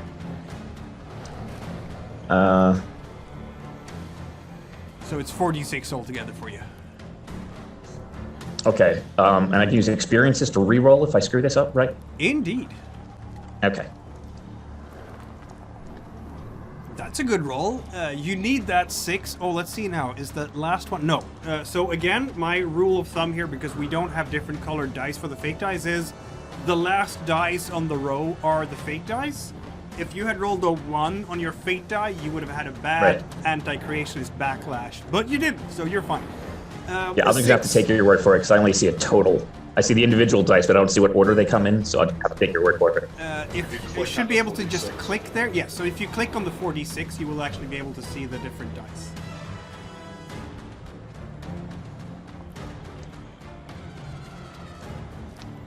Now I keep clicking on it, I keep saying 12. No, not the 12. The 46. Yeah, annotation click on the above. 46, it'll pop open. Yeah. So that's 2 points of damage on one of the skeletons, and that is, in fact, a type of skeleton. Since it's magical damage, I'm going to allow Artegue to use those 2 points on his next attack. So, but this, of course, is... Eldrida, are you shooting any of the skeletons here? Yeah, I can try again whenever. Yeah, go ahead. Okay. They don't even try to duck from this. Normally, you can roll a fire to duck from an arrow. Well, that time something happened. Yes, indeed, you do hit. And normally, it would have done tremendous amount of damage on a living being. That would have been 2 points of damage. But this is an undead, so it only actually takes the 1. But there's this arrow now sticking out from the empty socket of its eye. It has taken 3 points of damage altogether now, this skeleton. You cannot use that final point there, Rob, for your attack. You only get the 2 that Sifanu created. Let's have Artegue and the skeletons again. I think the skeletons are on the offensive this time, aren't they? You're muted. Who's muted? Appreciate you. And yeah, they're on the aggressive. Yes. Okay. Because So I was 40 last time, and Yep. they were like golden. They are laying into you with 3 successes. Remember that you have 2 extra dice to roll. You have 66 now. Yep, get them 2 extra dice. There we go. That helps. You have 2 successes at this point. They have 3 successes. They will hit me and pound their fists angrily Yes. on my arm. Perrima's useless. What does she do? Perrima is exactly Cowering that. in fear? She's I can't imagine cowering druids in know what to fear, do yes. against the undead. She is indeed cowering in fear at this point. No, I'm certain that if these were like some kind of ice-based undead, she'd know about them. She's like, She has no idea. You know what? She's gonna go in there with her staff. At Terrible this point plan. and just Oh no. wail at them. Because that's what we get. That's what I get. she's super angry. She did not get scared at all. This gives you an extra die there, Artegue, to fight them. And she's just wailing at them. Help. That's adorable. but She's screaming Oh. various obscenities. you're just throwing at good them. money after bad here. Yeah. Eldrida, did you want to shoot another arrow at them? I think she's gone entirely. Oh, she isn't. Can I? Am I in running up and stabbing them distance? If you want. Kind of like nestle in. Ooh. I don't want to get in the way of my buddies. Yeah, that gives Kinda like- Artegue another die, because now he has support from 2 people. Unless you want to roll your own dice there, Nefria. I'd go ahead and roll your own dice at this point, Nefria. Okay, I will then roll my own dice, and this is going to be what, my stone plus 1 for the dagger. cool. So 3 dice. So 3 here. Un, deux, trois. Wow! You hurt a skeleton Bing. with the dagger. More than I've done. You crushed some of the ribs, clearly. Now, the dagger is a stabby weapon, so it's not going to do a whole lot of damage. Alright, I guess we have, so it's Artegue on the offensive again, unless Sifanu wants to do something with the magic, or Eldrida wants to shoot another, put another arrow through one. Yeah, I'm totally gonna. Actually, I'm gonna see if I can wrestle control of the one that hasn't been damaged yet, because I think everyone's been focusing fire on the one, right? Both have been damaged by now. Okay. Which means that, you're gonna have, well, you don't get bonuses for the other one, because only the one that was hit by the necromantic magic will be, in fact, impeded in the way that Artegue can use it. Yeah, I'll do that again. I probably couldn't roll high enough to seize control of one of these things anyway. You could definitely try. Darn that dude having more than one one rank in his power. Yeah. One day, you will all have many ranks in your powers. Yeah. All right. Level 2, level 2. No matter how many child sacrifices it takes. Exactly. Level 2. That's excellent, in fact. There we go. It's another 6. But wait, the last one is a 1! Oh no! Oh, No, Coat. Well, no, then I'm going to use. It's going to remind me of the time where I got kicked out of Fontra Cilor for Mechanic Studies. Yes! Why don't you get reminded by that? And Is it, oh, re-roll yeah, the remember that time I 1 did and the that thing? 2. Let's not do that again. And re-roll the 1 and the 2, because that's... Yeah. Oh, I only have to re-roll the 2? You can re-roll both the 2 and the 1 if you want. So, any Like, number yeah, of I'll re-roll. dice. You can even re-roll the 5. Like, the 5 doesn't Oh, add no, anything. I'll keep You the have- 5. Yeah. It's 6s that count right now, so... Okay, I messed this up. How do I?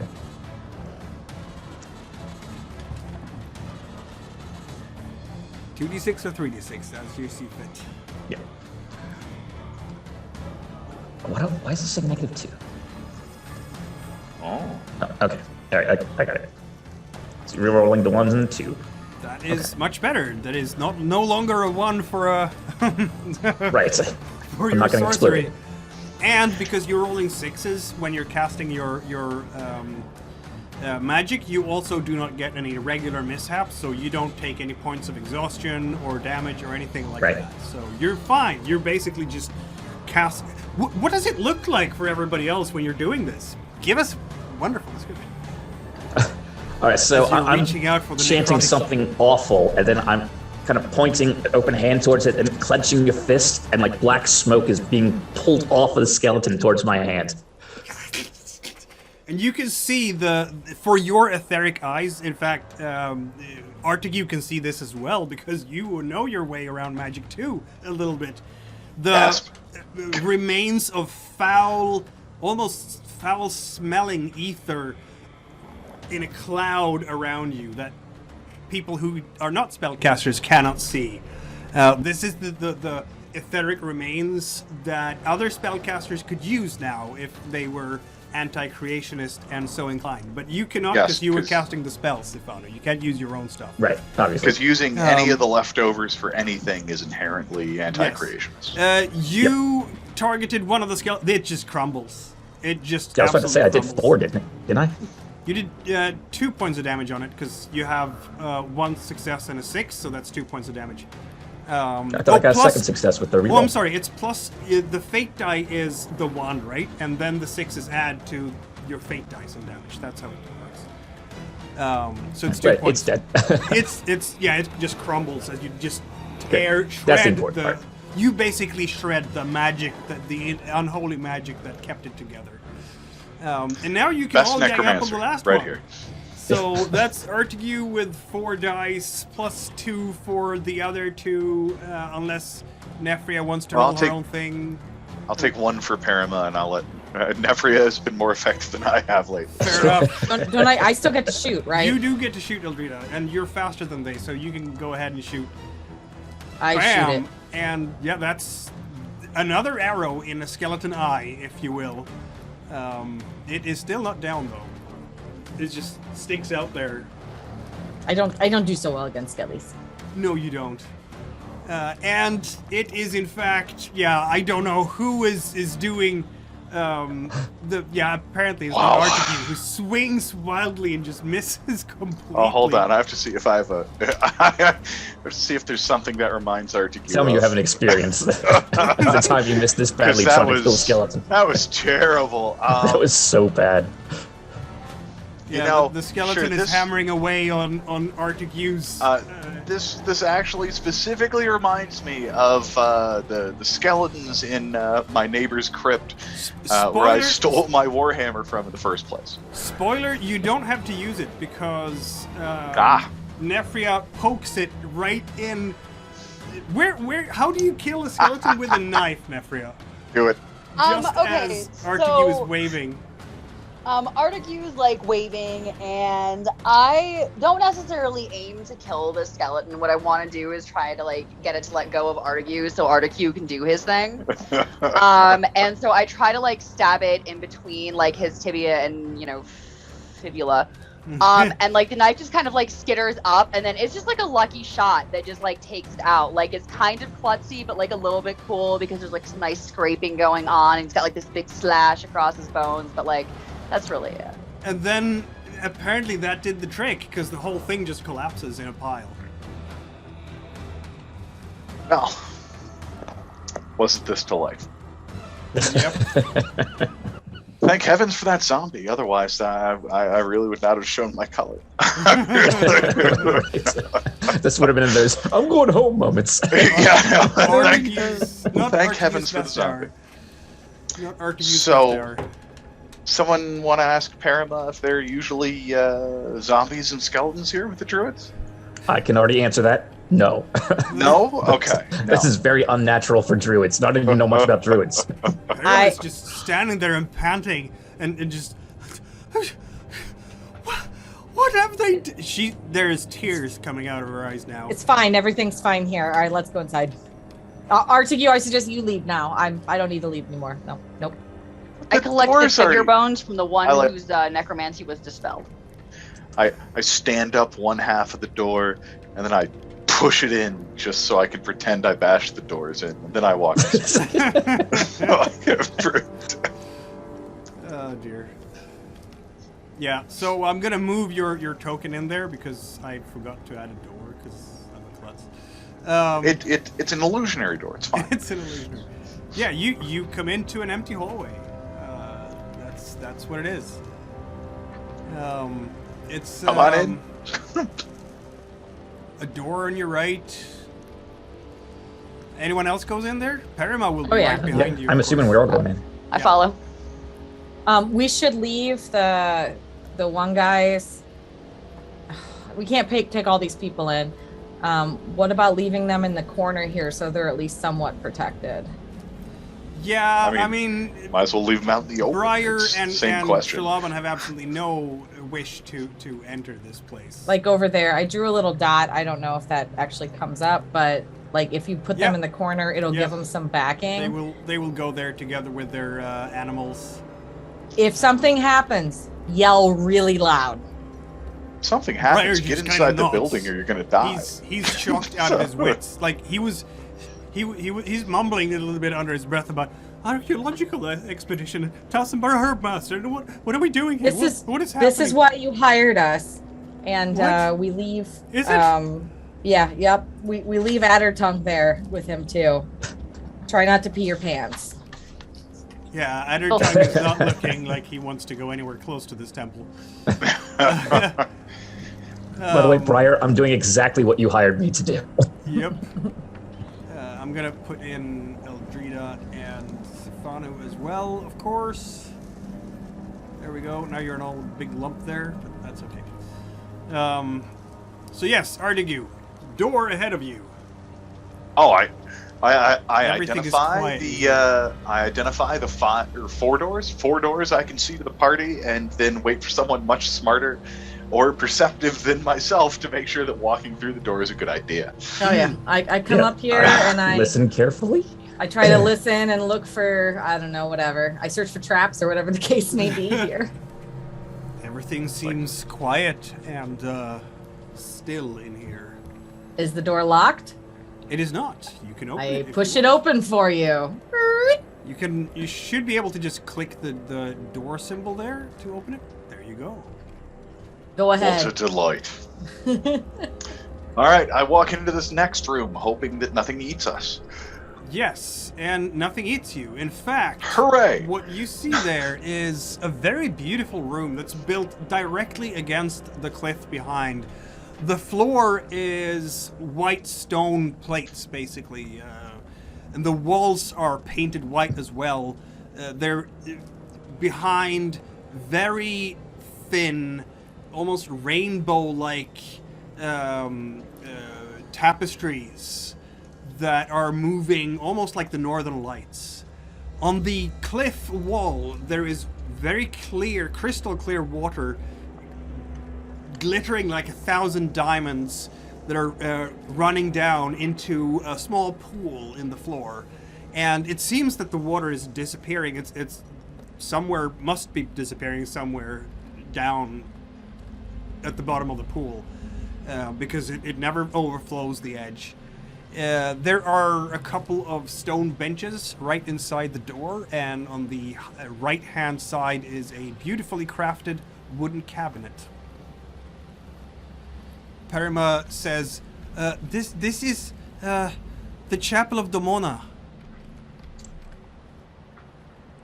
So is this blue thing an altar or something like that?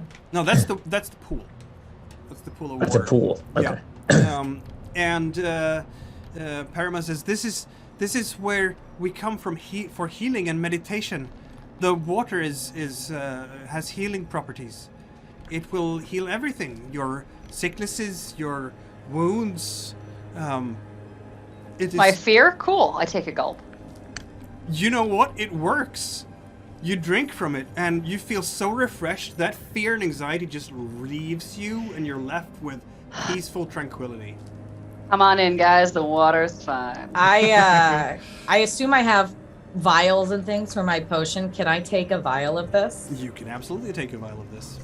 Ooh, I'm gonna fill my water scan. Good call. Let me borrow that vial. I want to try something. Don't. What? What thing? I just need a sip. I want to try something. I I'm gonna don't go know. outside and grab You're gonna a have to piece be a of the little more skeleton. specific. Oh no. And then pour the cleansing water on the skeleton that still has necromantic magic on it. See if it dissipates it. Why you gotta do weird things all the time? You know what happens? Defense against the dark arts. You know what happens? That No. any remains of that necromantic magic just dissipates completely. Oh my god. That's why the this water room is still fine. crushes No one it. wanted to come in here. See? So Now we know things.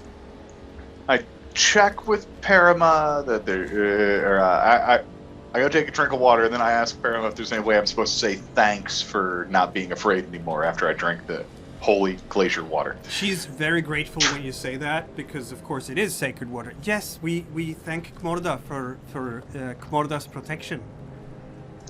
Then I She will thank also. Kmorda for its awesome and glacierly protection. She will So also let's- take a drink. Let's move Briar and Addertongue in here. My guess is that Yeah, this this place seems like is safe.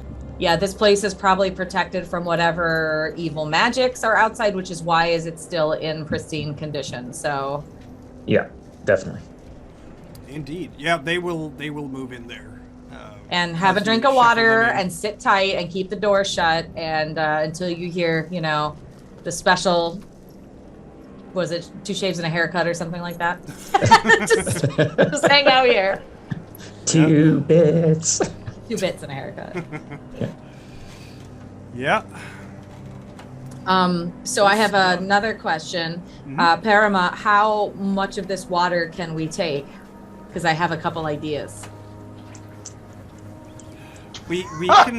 Yeah, she will in fact go to the cupboard and open it up, and there are about a dozen leather bottles on hooks there, and also a very beautifully crafted ice spike and some book. And she will say, "Well, we can use these leather bottles and fill them with the sacred water." Ice spike? Go back to that ice spike? Yeah, it's a beautifully crafted ice spike. Like, it's a staff with a spike on it at one end that you can use to walk the glacier and spot cracks and so on. And then what else was in there? A dozen leather book? bottles. Okay. I Perrima, thought you you said there was get... a book. Yeah, And there's a a book. book. Yeah. All right, Perrima, you take this ice spike and the book because we may not find other druids here, and it is important that you have possession of these important artifacts of your religion. She's starting to get alarmed when you say that. Where are the No sick people? panicking. Where is everyone? Where is? We don't know. We're gonna We go don't know find yet. them.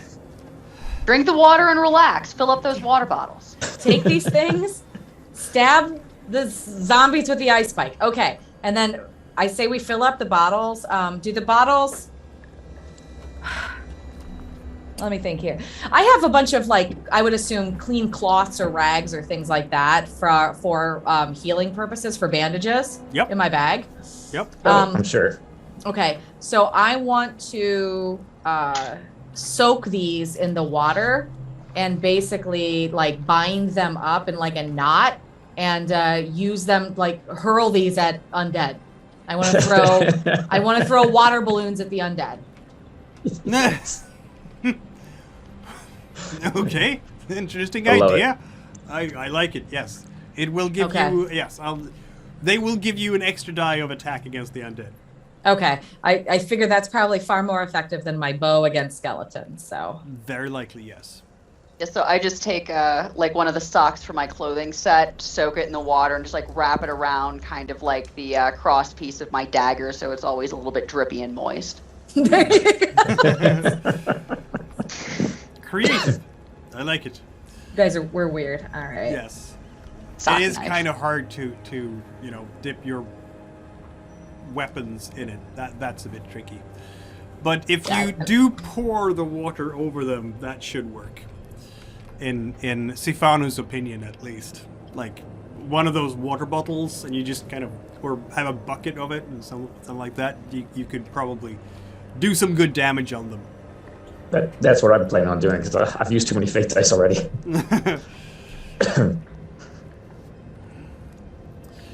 So next, the rest of the temple. Perrima's, we have to see if there is anyone alive.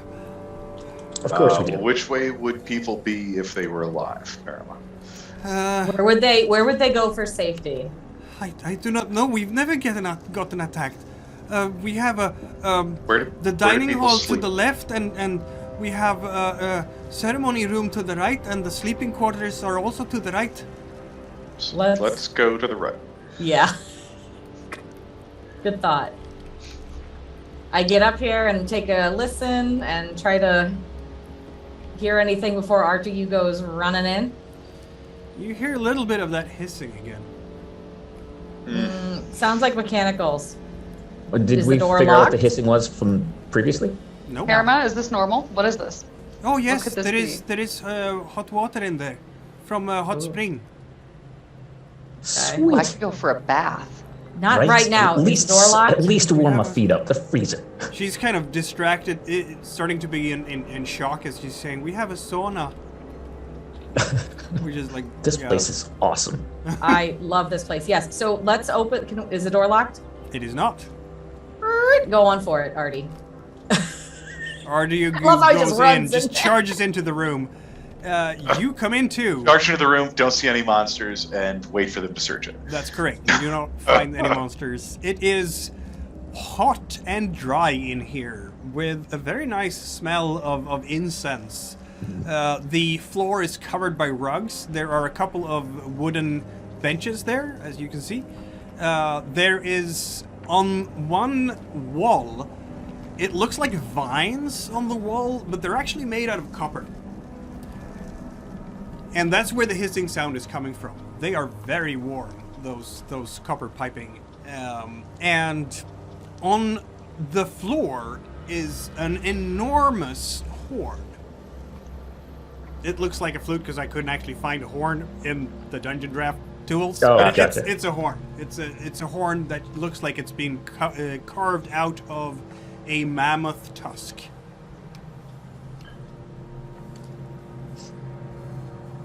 What's all that What is- stuff on the right? Why is it lying there on the That floor? squiggly stuff. Says Perrima. She looks absolutely shocked. They have really violated everything, have they not? It's What was the horn for? for rituals. If you blow in it, well, it is very powerful. What does it do? What kind of power? The priest used to use it. It according to legend, I think one can use it to, both as a weapon, but also to summon the giants. Ooh. Summon the giants. Yes. Well, that sounds like something that we could use if this is something we can't handle on our own. Who opened the door to the north there? I open doors, but Yeah. I don't know who clicked it. I think that was a misclick. I think Okay, somebody's trying to move their fair enough. token. Yeah. Yeah, I think that was me. Right? Okay, well, So- I open it and you can go in if you want. Hold on, let me charge into the room. Yes. Charge into the room. I don't see any monsters, and I stand there You do and wait not for see them. any monsters, but you see a lot. This breaks Perrima now. This is Aww. cold as outside. There is a fireplace in the middle, but it's completely burned out. 4 sleeping boxes, really, with straw mattresses on top, woolen blankets. It stinks in here. It doesn't stink of decay though, because all the bodies are frozen. The first one of these beds is kind of turned over with the body lying next to it, and there is stains of blood everywhere. There are druids lying in these beds, dressed much like Perrima, but staring into empty space. Their eyes are actually closed, and their throats have been slit. And as Perrima enters, she screams, and she runs to one of the beds. She screams, "Girinda!" Yeah, I run over and like hold her. No! And Don't she's look, just- honey. Are these, by chance, the druids we were looking for? And she is just crying her eyeballs out. My sister! I am so sorry. Don't look. She's crumbling to a pile there next to the beds, holding her hand on her sister's cold hand. All right, I Maybe assume you they should are all take her dead. somewhere else. Yes, they're very dead. We can I deal want to make with. a medicine check. I mean, I obviously guess they're you dead, wanna but I'm gonna check do some how they forensic stuff. died. Yeah, I'm gonna do some forensics on them. Mm-hmm. Are Well, you I wanna using go one through of your their fate dice pockets, as I was well, just gonna wait. perhaps? Will this be a use of a fate die as well for that? Nah, No. Let's see now. You have your Nah, just a regular roll. pathology. If you use your pathology, you do have to use a fate die for that. But that would allow you to ask a question for every success. No, I mean, it seems pretty obvious they had their throats slit in their sleep and bled out, but in case there's something else a little more sinister, I'm just seeing if there's something else. I'll just roll 3d6 then. Yep, fair enough. Apparently Nope, not. not this time. I'm going to offer Perrima some of that delicious, delicious water and see if it doesn't calm her down for a bit. Well, I mean, it will remove her fear and doubt, but she is still just absolutely heartbroken, obviously. grief is a bitch. Yes. All right, so is there any items that Eldrida sees that are of religious value here? Because obviously, I don't want to ask Perrima because I don't want to ask her to go through the dead bodies of her friends. But Not at first glance. It's entirely possible that there are things inside the beds. You've by now noticed how Marjurans use their beds for storage. That's what happened at the tavern. Okay. But you'd have to But get the captain bodies bed. out and open up the beds to look inside for that. so this is a window here, not a door. That's correct. Okay. My suggestion is then that we leave these and come back for them. Mhm. And do a proper burial in the snow or whatever is appropriate for their religion. But for now, we just leave them to their rest. Yep, that seems reasonable. Fair enough. Perrima, do you want to sit and wait with Briar at this point, or do you feel up to coming with us? She's a brave girl. She stands up. She has determination in her face, even as those tears are just running. I must see the rest too. I knew I liked you. All right, She's got what is this gumption. little tower over here? Is it only accessible from the outside? Which what? The This tower? That's the sauna. Oh. Can we check it from here? Is it No. only accessible from the outside? It's accessible from the outside only. Okay. So go to the lunchroom or whatever it is the other. Yeah, that will be place was? straight ahead. The first door there is the storage, Perrima says. Okay. Listen at the door. Nothing. Is it unlocked? It is. Go on in. Go. And so you come Charge into into the another room. chamber of horrors, if you will. There is a dead body, another dead body, in the same red tunic. Not much blood here. Wherever this person was killed was not here. But it's still horrifying to watch it. The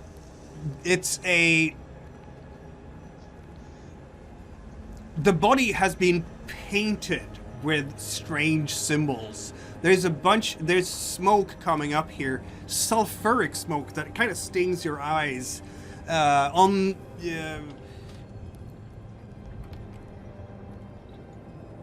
Sifanu! That's what I said. That sounds like some rune magic shit. Yes! There is, you can detect it immediately. Nobody has tried to hide this. There are, and Artegue feels it too. There are energies here, magical energies in the room even. And Sifanu, being a necromancer, can immediately identify it as, in fact, necromantic magic. Someone was in the process of doing necromancy in this room when you arrived here. Probably You can the still guy in see red. the weaves around Yeah, the body, the black crawling weaves on the body. And in fact, you can use 2 fate dice worth of necromantic energies around here, should you want to.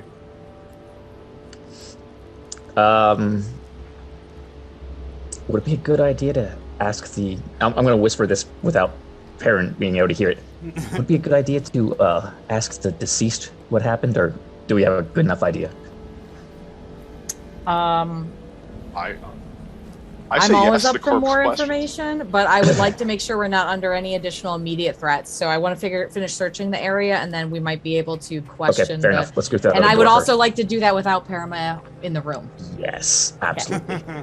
All right, we listen to this door. It's quiet. Snow. Lots of snow. Wind Oh, has thank God. I blown thought in these were through bodies. the window. There is a body, like legs sticking out from under the snow. But other than that, it's a kitchen.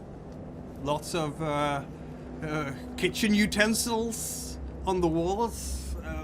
There are even hardtack bread strung up on like a long railing on one side. And on a workbench there is some dough that someone was preparing whenever this happened, but that was never finished.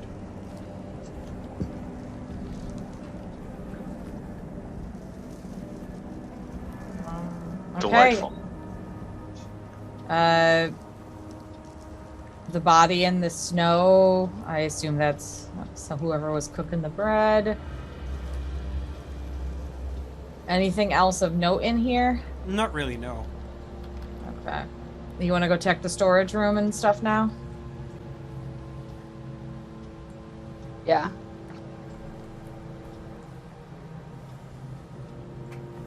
Can't. Oh god. Oh, I see. Oh. You kind of go okay. straight through doors, basically. Yeah, you can't cut through the walls. Okay. Okay. Yes. Do I hear anything? Nothing. Get in there. That's I charge 5 feet into the room, and then I run into a barrel. Sure. Yep, that's what is in there. Crates, some barrels, some broken pots on the ground. Is there any cheese? Not really, no. What the Um, heck? Cheese? People Really? That's what you- broke open. Someone has broken open the crates, and it's just empty. It's been plundered. Okay. All right. I'm just assuming Perrin went with the rest of the group, because I did not. I hung back so I could do that thing I just mentioned. Ah, yeah, she's with the rest of the group. Okay. So I could roll 5 dice to try to communicate with the dead then? You can indeed. And that doesn't cost me a fate dice, correct? It does not. No, you use the residual. Right, because I'm energies using of the theirs. room. Yes. Because you're Yeah. being Good. anti-creationist. Yes, indeed. Which is also, why would anyone be creationist when you don't have to deal with that kind of nonsense? until you roll ones on those fate dice, which you didn't this time. Whew, that was a close one. So I suppose you're summoning the ghost, are you not? Yeah, or I'm communicating with the dead. He doesn't necessarily need to summon him. If he can contact me from across the veil, I don't need to yank his soul back here. You do not yank his soul back here. Instead, what materializes in front of you is a young woman. Looks very much like Perrima. Maybe slightly it's her older. Sister. No. My love, why do you call me? I'm gonna take out a little notebook to make sure I get it all in writing, so I'm not missing anything. And I'm like, can you explain what happened here? Why did you do this to us, my love? Who is your love? The ghost is kind of shaking her head a bit. Does your love have a name? Melobin is my love. Steph, if you wouldn't mind writing that down in real life. Yep, Melobin the Love. He offered us soup from his country. He gave us soup made from the kava root that put us all to sleep.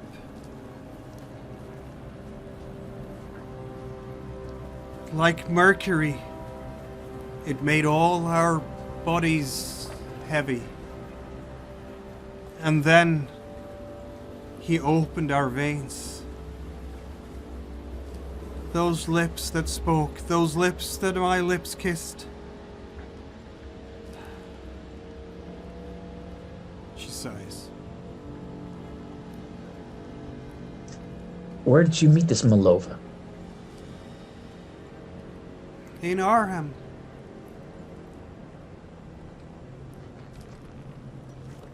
Down by the sulfur fields. Mines. Yes. Tell my sister. Melobin sold us to the green men from the north. The time of vengeance shall come. But first, she must bring the head of the Sacred One to safety. Follow the stream of Demona from the crypt to the mouth of the dragon, where 2 sun crosses shall turn. Please do this. Fulfill your destiny. She has to fulfill the prophecy. She is the last. Okay. And what is your name? So I just realized I didn't ask that yet. I was Gerinda, but it is too late for me now. Mikhail, can you repeat that? Follow the crypt to something where the 2 something? Follow Demona. Follow the stream of Demona from the crypt to the mouth of the dragon, where 2 crosses of the sun shall be turned. Where to? Gotcha. And okay. And if I still have time before she, ethereals away, I'm gonna describe the dude on the demon to see if that's the same guy, or if it's a different guy. She does ethereals away. You have you've had questions there, so you've asked them. Yeah, I figured I was running low on questions. Yeah, So, yeah. all right, so I'll meet up with the rest of the group and reiterate all of that. Yeah. This is the destiny that the land told me of. When you tell How do you know? Perrima, she is the Yeah. last, she basically sits down on the floor.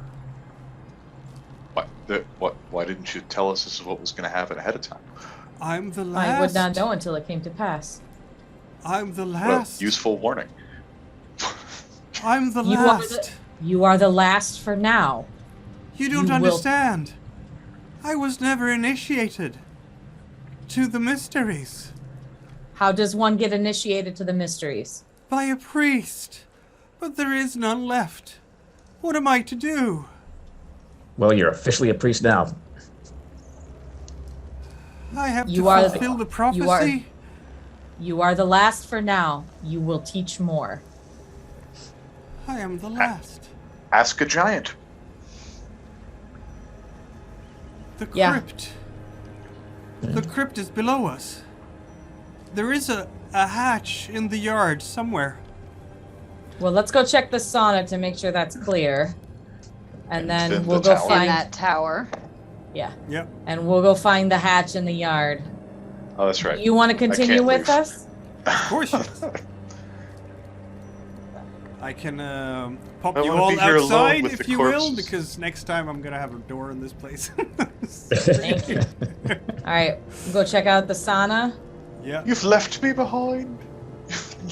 Did You I? should go root oh my through God. those bodies. I left you behind. Oh no!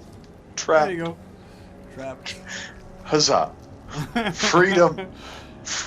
Freedom. Yes.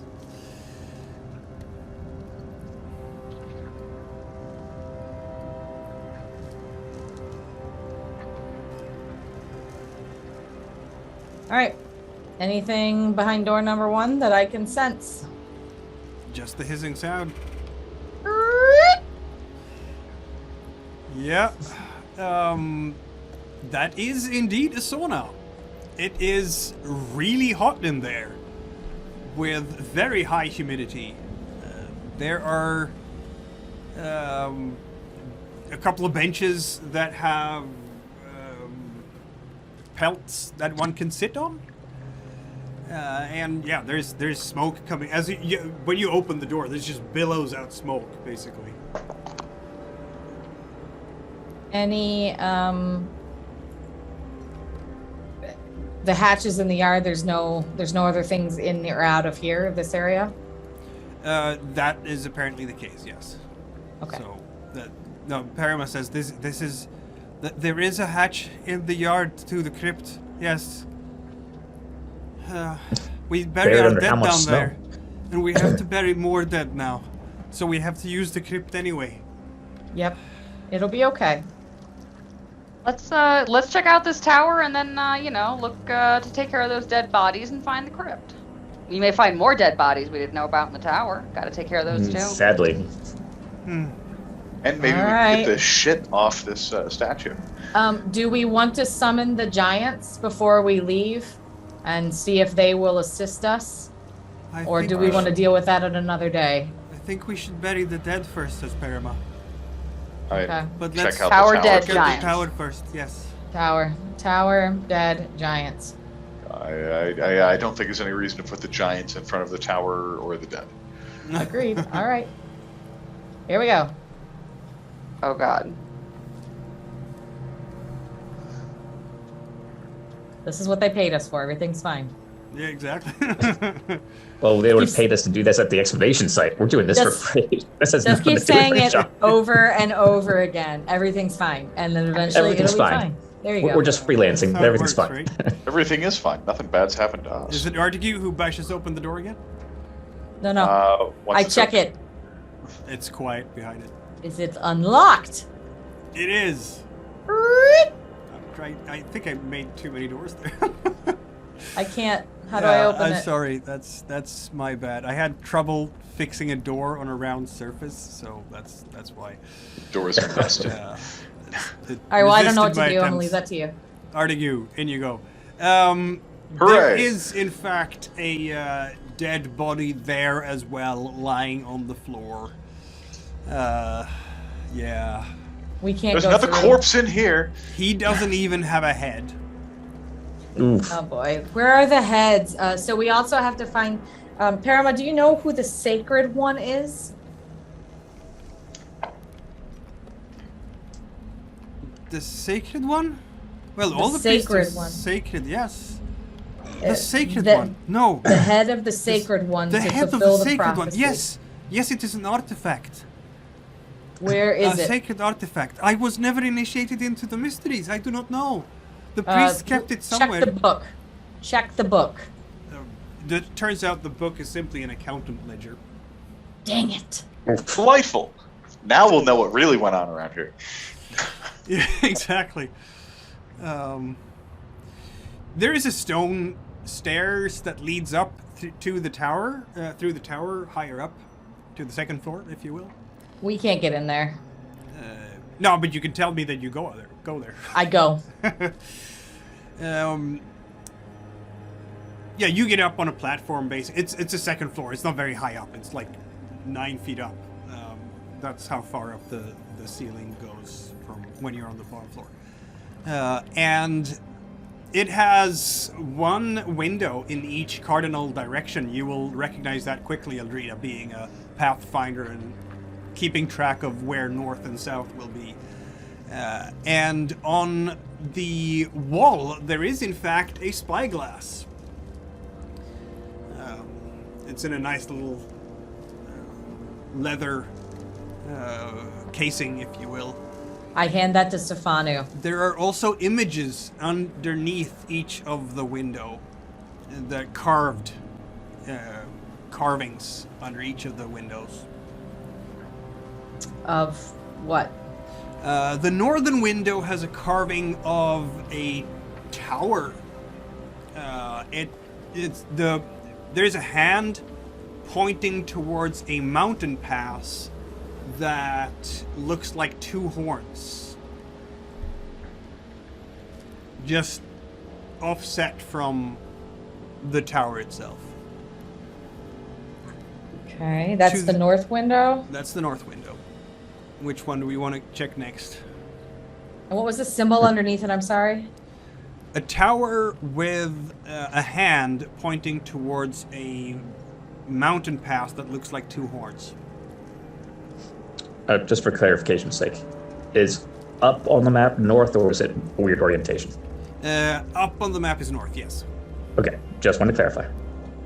We'll go east. We'll just go around clockwise. Yeah, east has a farmhouse, maybe it is carved, and there is a human standing in that image close to the farmhouse, blowing in a very large horn, looking very much like the mammoth horn that you found.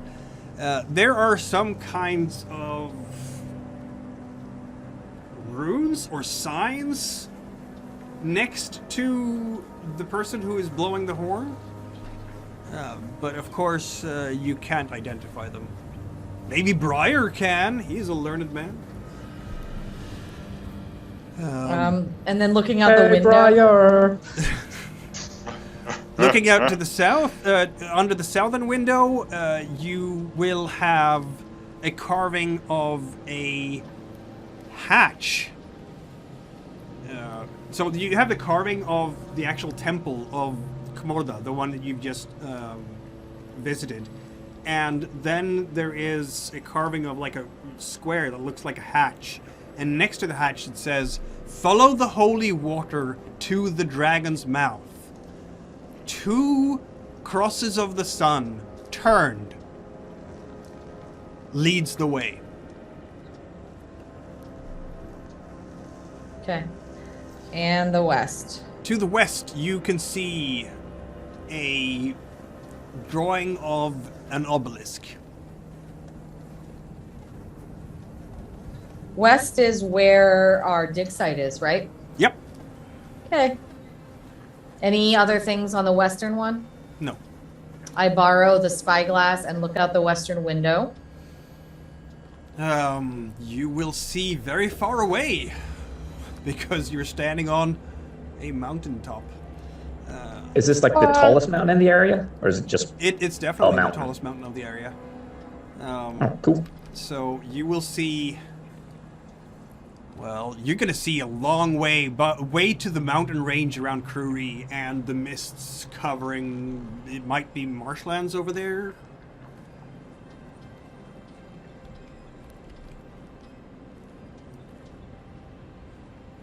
An obelisk? Do I see like a faint outline of an obelisk or something along those lines? No, it's too far away for that. Okay.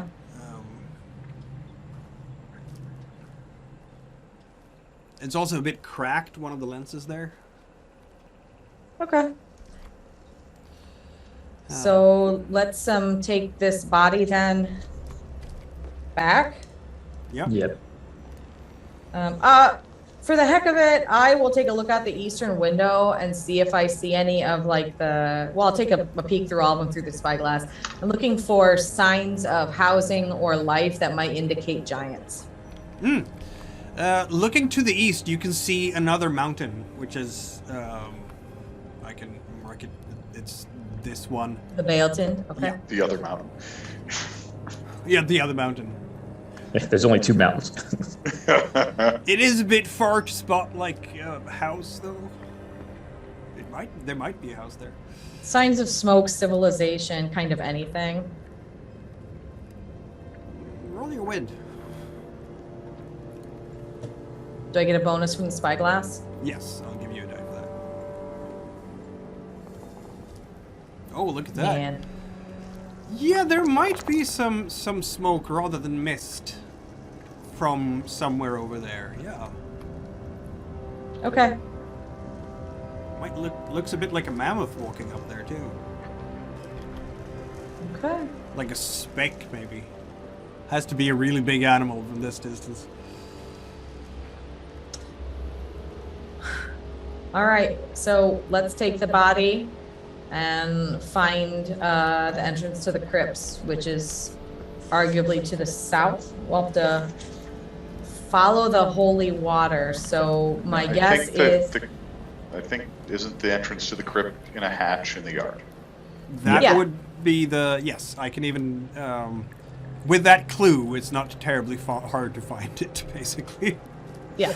So, and then we're gonna head south, probably below the opening where the waters travel in, and follow that river then down. That would be my guess. And why are we doing this? Where the crypt is. Because first we have to bury people. Right, to bury the bodies. Check. And second, to finish the prophecy by taking the head of the sacred one, which we don't know where the head of the sacred one is yet. And we don't know where Maybe we're we'll find a taking clue in the correct. crypt. Maybe. How would that guy who ran Not- away, is he gonna come back? Do we know? Apparently he sold everybody out to the green people to the north. How would we know if he was going to The come out? green people, I mean, the north, Perrima will tell you, quite simply. The north, that's where the Iron Tower is. Do you think the green people to the north are the Shagolites? Absolutely. The Shagolites are Yes. not to be trusted Why would they do this? because they're evil and they did it to my homeland too. I will tell you stories. I've never seen the face of a Shagolite. Malik Mangus always keeps his behind the mask. Well, The man who went out there in the yard, he had green skin. And a red robe. And Perrima says he had the same red robe as Malik. I suppose they are the ones who did this.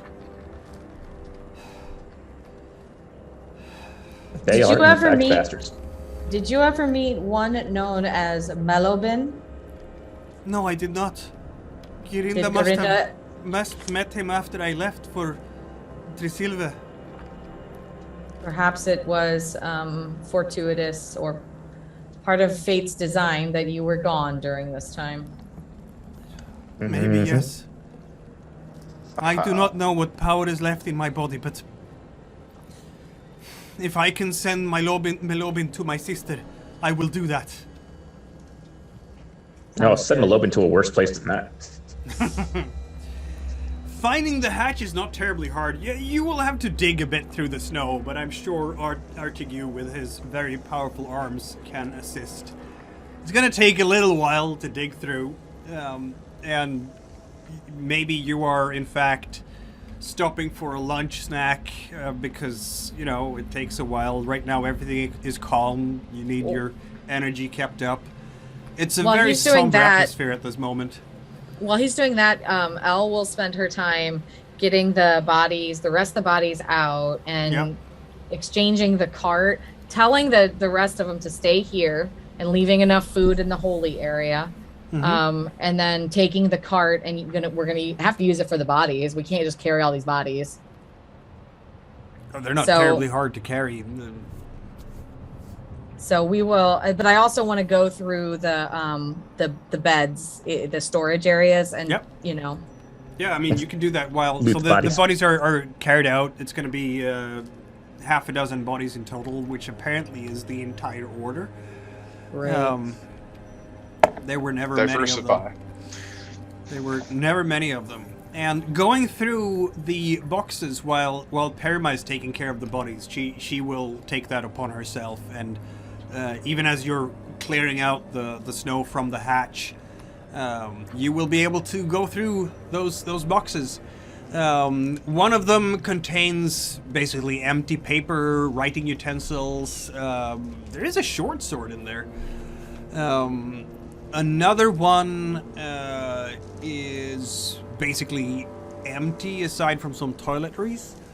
The third one has an absolutely beautiful set of smickleboard set with pieces of ivory and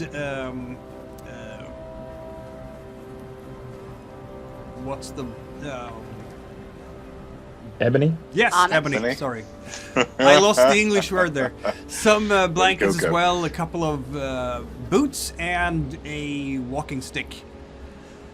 And the last one contains a broken leather backpack, a very nicely patterned prayer rug, and a folded overcoat. Also a small chest with powders and various liquids in vials of.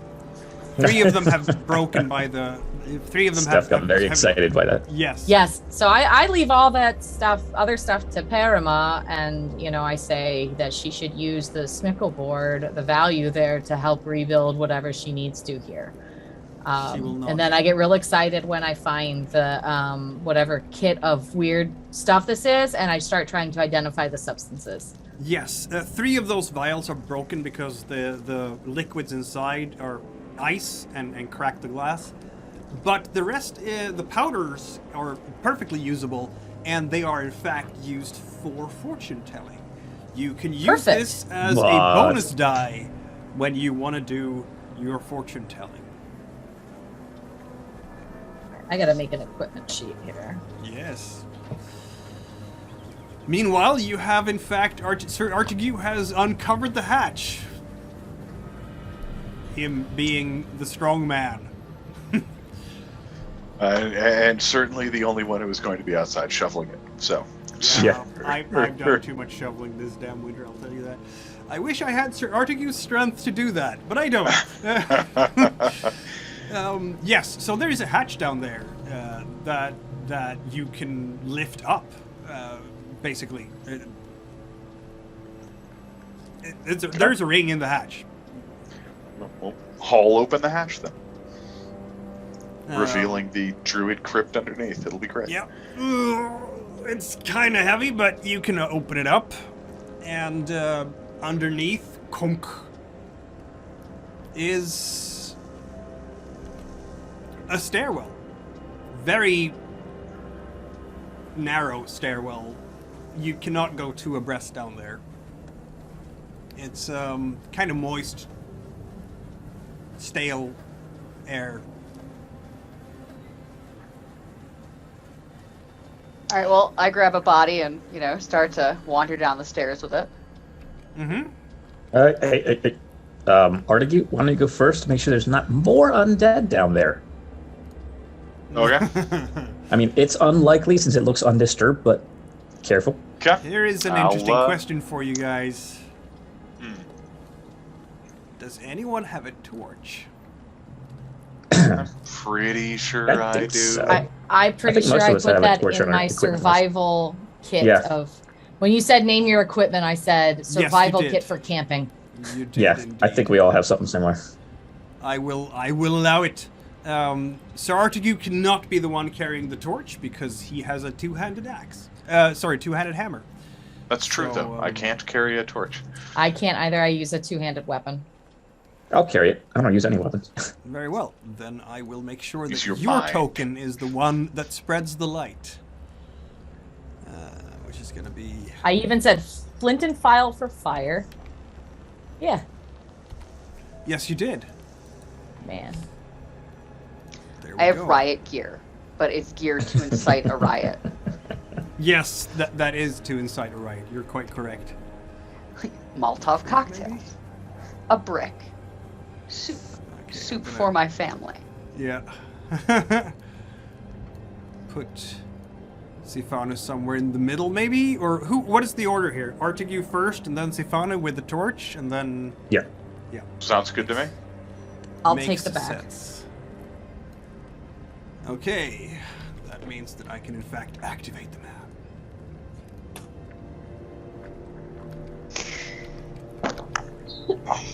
Is it, again, the case that you don't have vision and stuff? Correct. This is true. Ah! I keep forgetting that. I can. Yes, I can now see. Kind of. Yeah. Very All short distance. 3 spaces. Mm-hmm. Yes, because of I have course it nothing. is in fact dark. Yeah, I'll fix that for you in a second. Woohoo. There we go. Now you have something. Noise. Ish. As you come down here, Artegue, it's very dark until Sifanu follows you. Yep. I was just waiting. Oh, this is very dark. Yep. It's a fairly broad corridor down here with white painted walls. And hanging from hooks are mummies. Very dry. They have white painted skin and everyone is dressed in a very simple tunic. You can see that all the bodily openings are in fact stitched together with needle and thread. Okay, weird, but you know, hey, I to can each his own. Yeah, All pretty right, much. so we're going through some mummies. We go through some more What's mummies. happening? Sorry. Oh,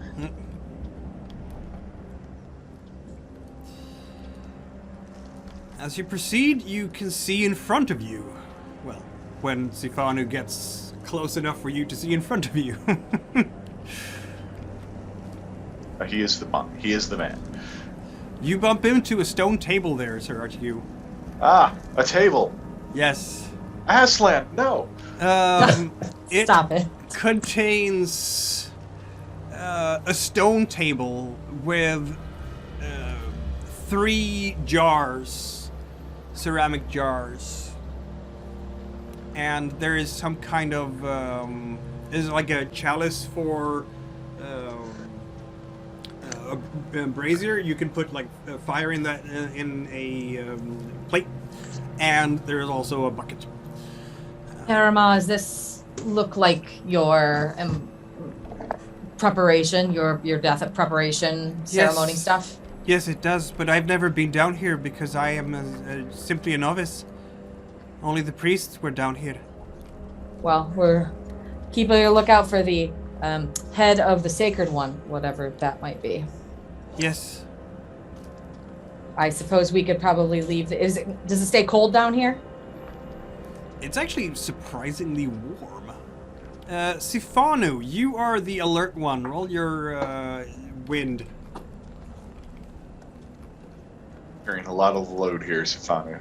Yes. It's just macking it in all over again. Good job. Yeah. Hey. Woo! Nice. better than I do with 5 dice. Oh my goodness, that's 3 successes and a crit. Yeah. I think I'll send you a message in Zoom.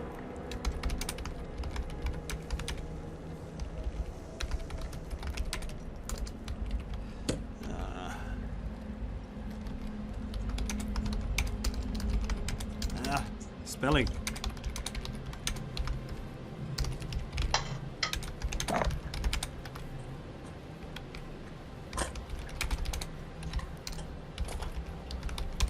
There you go.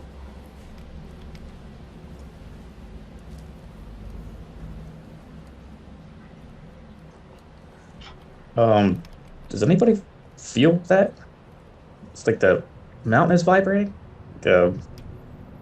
Artegue, isn't this your kind of thing? When mountains start talking? I did not feel anything, my friend. Though, yes, I can talk to mountains. Why is the mountain talking to you? It's making noises. It is doing a thing. Intelligible noises? Like a gurgling, some vibration. It's weird. Just to shore up my lack of personal knowledge, is that what communicating with a mountain is normally like? No. Okay. Didn't think so, but you never know if you don't ask. Okay, Gotta double check. So Sifanu, that is definitely not what I would consider bog standard mountain communication. I can try talking to the mountain here if you'd like, but it's probably going to take hours. Well, it might take a few hours to bury everybody, so. Alright, That's fair a enough. fair point. Well, There is if a we're gonna door do in- the actual ritual will take longer than that. There is a door in front of you, Artegue. Want me to open this door?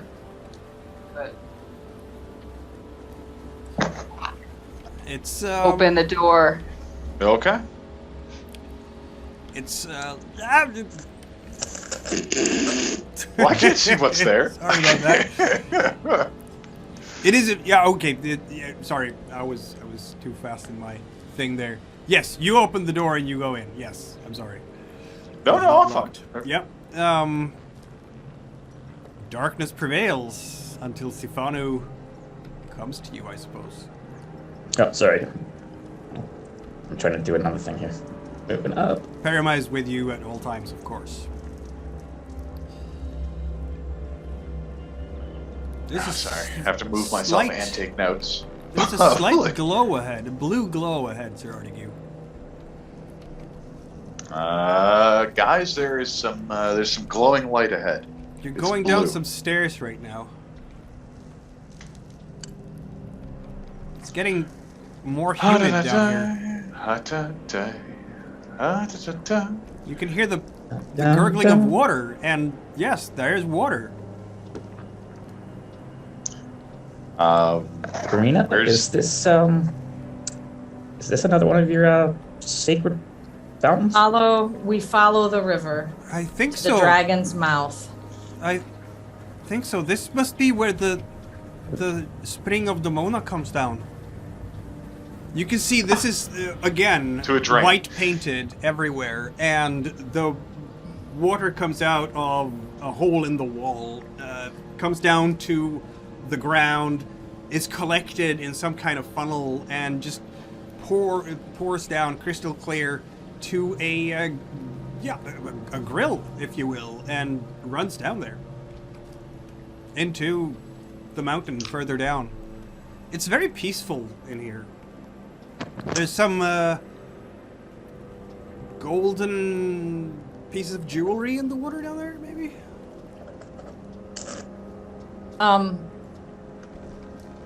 My recommendation is we leave the bodies when we have time to perform whatever intricate ceremony. Sif, how long do you think it will take before they, for lack of a better word, thaw out? I have no idea. Probably several hours. Because they're all extremely stiff, right? Yes, yes. And since they're outside, they're not going to thaw out anytime soon. Yeah, so even if we drug them down here, we won't be able to properly bind them or anything for, 12 hours, maybe? Okay. All right, good. Then let's just leave them and continue on until we have time to do a proper ceremony. and we can work to figure that out. Follow the water. You can hear Perrima just. She's just Follow looking the at river. She's looking at the grid thing. Aye. Artegue, get the grid up. I go yank on the grid. Hold on. There's a crowbar. Okay. I grab the crowbar. Roll strength for this one because this is heavy. Thanks, druids. 3d6. Very sturdy construction. Yes. Oh, you actually want me to roll? Yes, please. Yeah, sorry. Wow, with a 6. Well, thank Christ, I can roll one. You open. You can lift it, and yes, it comes loose, and you with a heavy, crunchy sound because it's really made of stone. This grid. You remove it from a shaft that goes right down, and there are in fact. It's a ladder. Someone has built a step ladder right under where this water is pouring down. If you climb down this ladder, you're going to be in a shower of Demona Spring water. But you can climb down it. Sounds like a bracing climb. It is possible to climb. So we're going to want to go down the shaft now, is what you're telling me there. Mm-hmm. That's what I'm hearing. Awesome. Affirmative. Okay, well, I'm gonna have to stow the hammer on my back. I'm gonna look for my climbing pittance in my pack, and then I start down this ladder. It is in fact a ladder, so you don't particularly need, unless you want to have like a rope so that someone is holding you. Yeah, one of them's definitely gonna hold me up if I fall. Yeah. It's a ladder of about. Well, how far down do you go? How far does it go? It goes quite a bit down. I mean, I'm not going to run out of endurance, so You're let's not. just keep going. Yep, about 30 feet down. It's kind of slippery there, but I mean, you have a strong grip, and you are now cool. But it's the water of Demona Spring, so it feels kind of refreshing at the same time. At about 30 feet down, there is in fact an opening straight into the wall that is about slightly more than 2 feet by 2 feet, something like that. All right. Big enough Does for the you to ladder crawl keep into. going on? Does the ladder keep going down below that, or no? The ladder keeps. Does the ladder keep? Wow.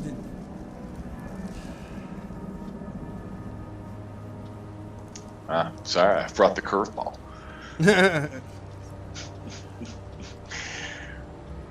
Well, hey Yeah, guys, it keeps going down. there's a hole in the wall here, about 30 feet down. It's a pretty small hole in the wall, though. The ladder keeps going down. Oh, to climb off here? Do you see anything about like crossed suns or two sun crosses? No, but I don't see real well in the dark. That's a point. It's very dark down there. And I'm holding myself on this ladder carved into the stone while water patters down on me from above. So, I don't feel like lighting a torch right now. Man, even if you could, that'd be pretty impressive.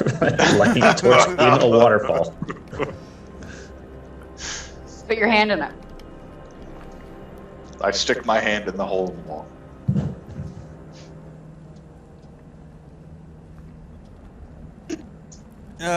You stick your hand in the And I pull back a stump! No, you do not. All right. Yeah. I put No, my it's put my all left in hand there, in. I yeah. took my left hand out, and I tried putting it back in and shaking it all about. Nothing happened. It goes quite a way in. I mean, you can basically get all of yourself in there, Oh. and it keeps going like as far as your hand or your leg. Right. I'm touches. just not going to necessarily run off unless there's a clear, yes, you should run off by yourself down this hole in the wall. That's. Well, I mean, I feel like we should all go down and join you in the hole in the wall. You can do Okay, that. works for me. In the Much temple more on the comfortable mountain. with that answer. Indeed. So I suppose I'll start going into the hole in the wall. Yep. Yeah. So You'll I be guess the we're all gonna first have to one. follow, which I'm gonna hate this. I follow in the hole. Yep. Yay. Wait. I suppose fix once I'm this with a inside and there's water not dripping on me, then can I light a torch? hole. Yes. Then you can light a torch. All right. So I light a torch, so hopefully you guys can see where you're going, kind of. But I'm also gonna assume that you're not gonna attack anything with your two-handed Sure. hammer as long as you're holding the torch. You said it was a 2 foot by 2 foot hole, so I Yes. don't. like, That's not. I can't attack anything with the hammer anyway. Exactly. I'm just gonna have to. Yeah, I'm fixing here so everybody has light all the time, and I don't have to do that every time I open a new map, because it's a simple setting, and I feel bad for not having done that before. Just keep forgetting to do it, huh? Yeah, exactly. So I do it now, and it's been done, and so. All right. And I will activate that map. There we go. Yay, team. I'm gonna give you some light as well, because you said you put on a torch. So let's give you some light.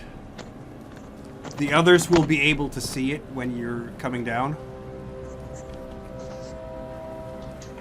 There is an opening. It gets wider. You can stand up. Hooray! All right. Well, now I may get rid of this torch as soon as the party shows up. But Yes. in the meantime, I stand here and provide a light. And the rest of the party will come. Who comes next? I'll come. Whatever. Sure. I'll go third. I One will of you go have- as soon as I can find where I am on this map. Yeah, I think haven't he's put you polling on. us. Yeah. I look at okay. none of you Yeah. have fire 1, which is a good thing, because then you won't be slippering on the steps as you go down. So Eldrida, Nefria, and Sifanu have now come down as well. Excellent. Oh my god, it's a dragon's head! The head of the sacred one, as it were. It's made out of stone. It's huge. The jaws are closed, but there's a skeletal hand hanging out between the teeth. And there is, in fact, steam coming out. Ooh. My guess You're is walking you have right to reach. now on volcanic sand. So the river led to the dragon's mouth, and my guess is that you have to get something from the dragon's mouth, but may burn you and turn you into a skeletal hand. I started looking around the walls for any kind of carvings, runes, slippery trap thingies, things to press, buttons, whatever. Yeah. There will be. Well, you're looking around. There is. This is a very humid room. It smells of sulfur here, and it's going to be. I mean, this is warm compared to outside, definitely. As you're searching through. Where are you looking exactly? The walls are Mostly cold. right around the dragon head area. I will be looking for like things to press, things that have some kind of carving or literally anything that might help me with this. And then I'm gonna rely on Perrima's expertise as well. Mm-hmm. Yeah, she'll be there as well, of course. There she is. Well, the walls have no carvings that you can see.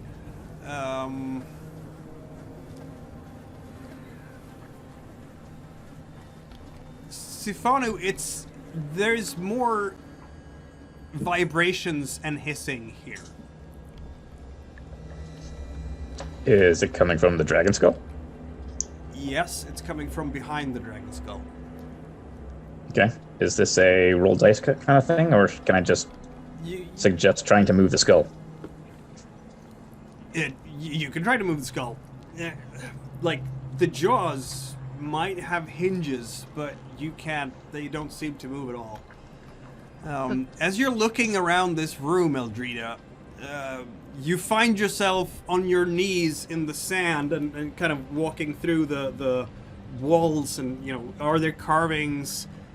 And then there's something under the sand. As a Something feeling creepy. around. Yeah. Digging. Oh, look at that. There's like a wheel right in front of the dragon with 4 spokes, and the axle of the wheel goes right down into the cliff. I will try to clear off the sand as much as possible and see if the wheel has any markings on it. It does not, but 4 spokes on a wheel is a cross of the sun. Okay, so there should be 2. Okay, follow to the dragon's mouth.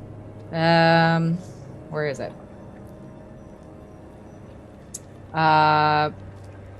Where 2 crosses the sun shall be turned. Hey guys, look for another wheel. I look up. Nothing. All right, I look Nothing over on the here ceiling? on the other side. Mm-hmm. Yeah, nothing. Perrima will be on her knees and looking through the rest of the sand to find something, but Can I she's roll also coming wind? up short. Absolutely.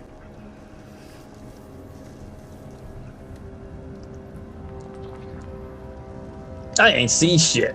Exactly. Not only did I not see shit, I found this Nothing, really shiny pebble that I'm obsessed with right now. Pretty much. You guys, check out this shiny pebble. Yeah, there doesn't seem to be another wheel like that in this room. No, there has to be. And so, like, 1 wheel, turn twice. I don't think so. I think that's gonna. Maybe there's Where another the wheel at 2 the bottom of the crosses ladder. of the sun shall be turned. Is there? Let's go check. I suppose I hand Right, someone hands my on. torch and head back to the ladder. Mm-hmm. Yeah, you're on the ladder. And then I climb down. Even further. It's not gonna be too far down. Maybe another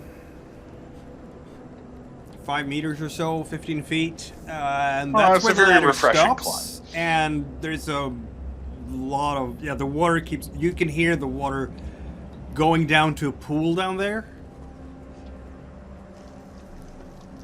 Cool. It's a cavern, basically, underneath you. Gotcha.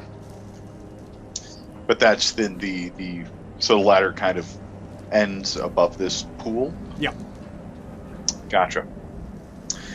Guys, there's not like another cave hole to crawl in down here. There's like a cavern and a pool. All right, so we need to go, I think, up the ladder and try to find this sacred head to bring to this here dragon's mouth.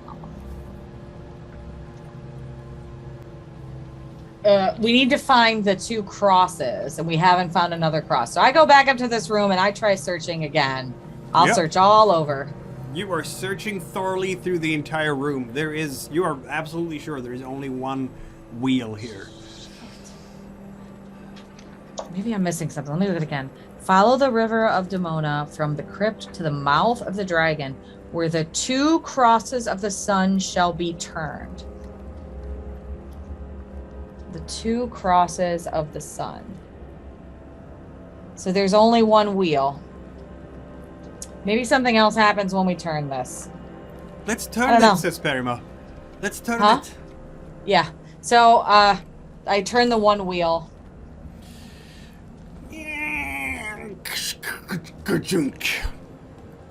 It moves, and as it does so, you hear another hissing sound, and the dragon's mouth opens.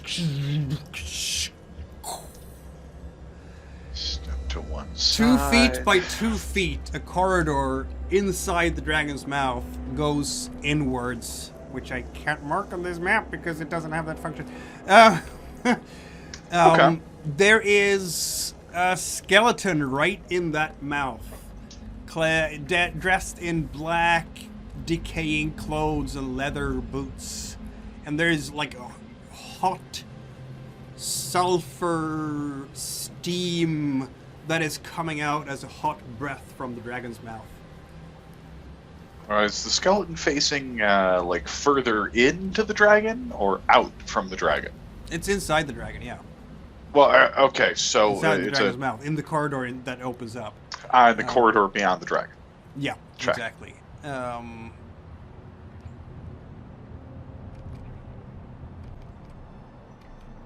Let's see now. Little note here to Sifanu. Did you want to check out the dead body for pathology? Oh yeah, sure. You would have to spend a fate die for it. I will. Or will not. You will, he said. You can. I will. It's optional. No, I It's- Oh. can't. No, Don't that, yeah, have- I'll I mean, be you an option. have I've only to got the one die left. If you want to do your pathology ability, that is mandatory to spend a fate die for. But you don't have to do your pathology if you don't want to. I'm just saying, you're the medic here, so. All right, it's my last fate die. Hopefully, I'm not going to need it later. Mm. You can ask me 2 questions about how this person might have died. Okay.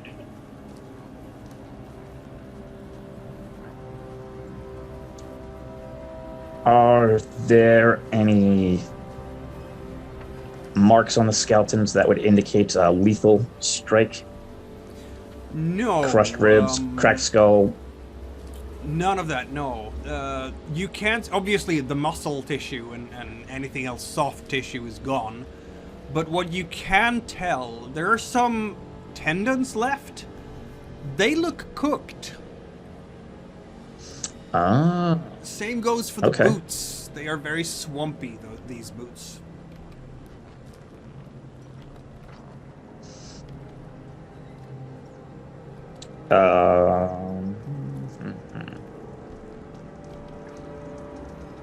Anyone want to go in? in? Oh yeah. Oh, Well, without the I'm head. looking for another hold wheel. on, hold on. You'd have to crawl. Okay. Like this guy was cooked. There might be a trap in here. Well, you think? But if it is a secret space, says Perrima. How long has this corpse been in here? Oh, it must have been here for a long time. It's not a recent thing. Like hundreds of years?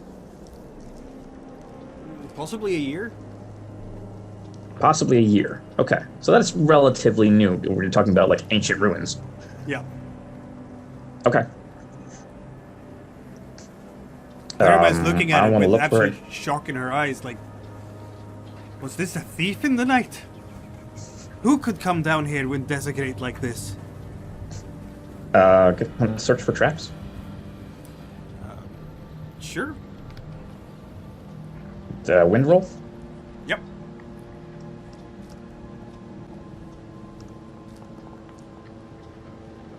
Nice job. You do not detect any traps here. All right. Well, then I'll go through the door first, confident that if there was a trap, I would have seen it. Yep. I'll pop you through here. Okay, I'm gonna pop you through here, like so. Goodbye. Bye forever. Give you some I'll see you on the light other there as side. well. Light to you, because you have your torch as you're crawling through the opening. There you go.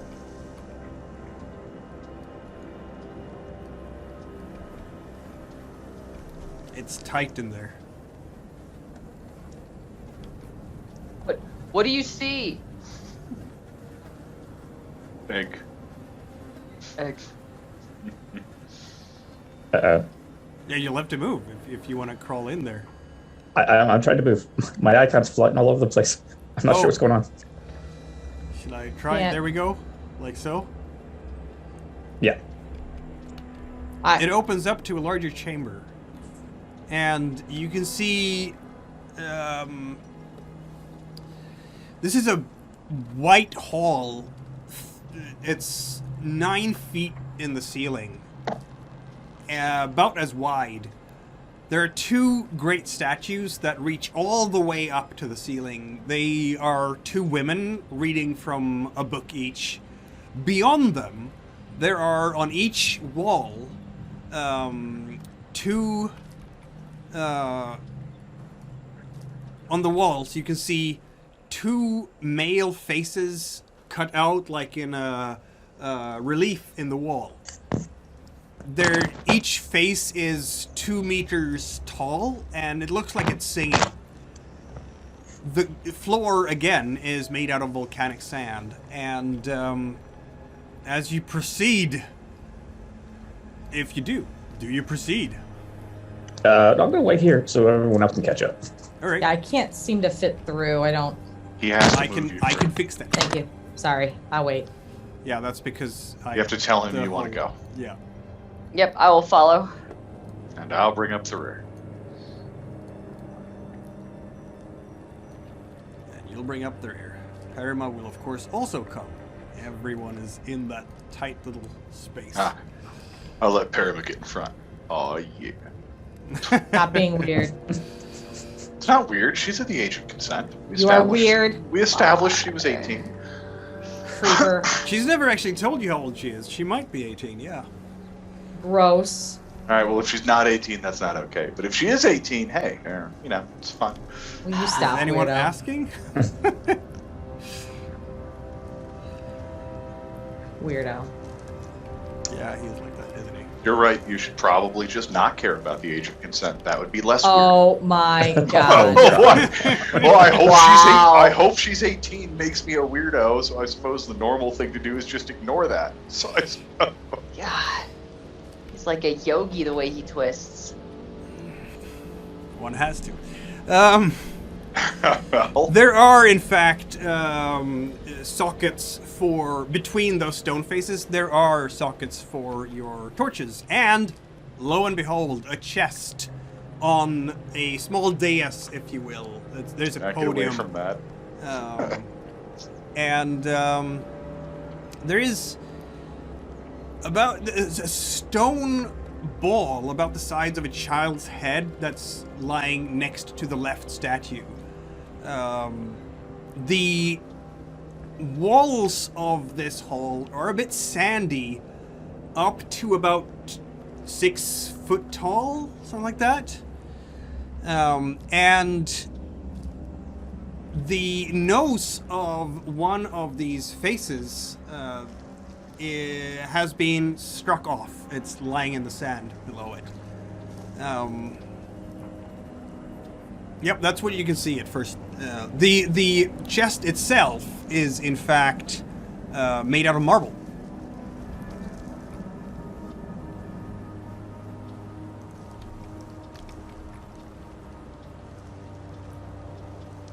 Muted.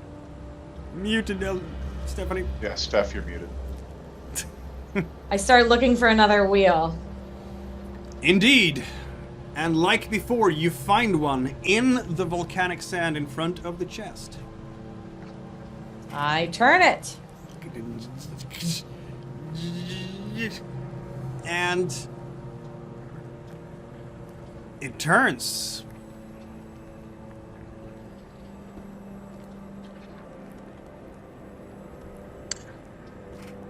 Behind you, you can hear a rattling sound.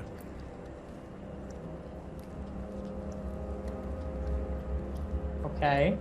Did the Nefria, dragon you're mouth close on closest us? there. The jaws of the dragon are closing. Oh. I dive through. What? No, no, no. Where are you going?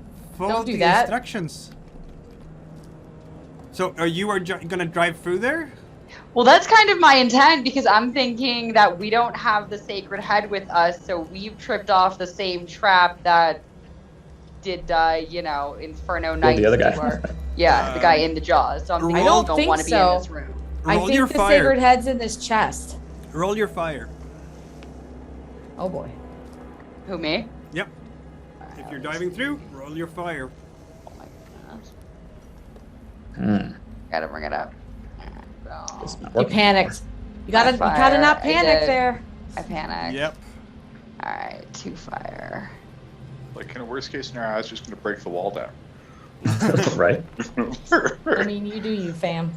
Okay, you get through, but I'm gonna give you 1 point of damage for being a bit squeezed by the dragon's teeth as you That roll was out peachy. and end up in the sand before it closes. You are now outside, and everybody else is inside. Elle turns around. It's like, Nef. She's out. Perrima is gonna come up to you and look at the chest. Yeah. Come, I'm gonna guess the head's in there, but it's sacred druid thing. You go for it. She's again like, I'm just a novice, but I am Let the the last. land and the glacier speak to you and tell you what to do. I am the last. Mm-hmm. You got this. Got this. She will try to open it, and it opens. I told you, kid. Inside is a treasure. A substantive treasure. There's sacks with gold coins in there. Gold trachines. There's also a small box, if you will, wooden box in black enamel. There is a statue of a golden dragon with ruby eyes. And there is a white stone head on an old moldy silk pillow. A white stone head? Yes. Does it look like it might fit the statue that was decapitated outside? You have no idea. Okay. You're supposed to bring There's like a small seam in the middle, so you can the actually head of this. divide it.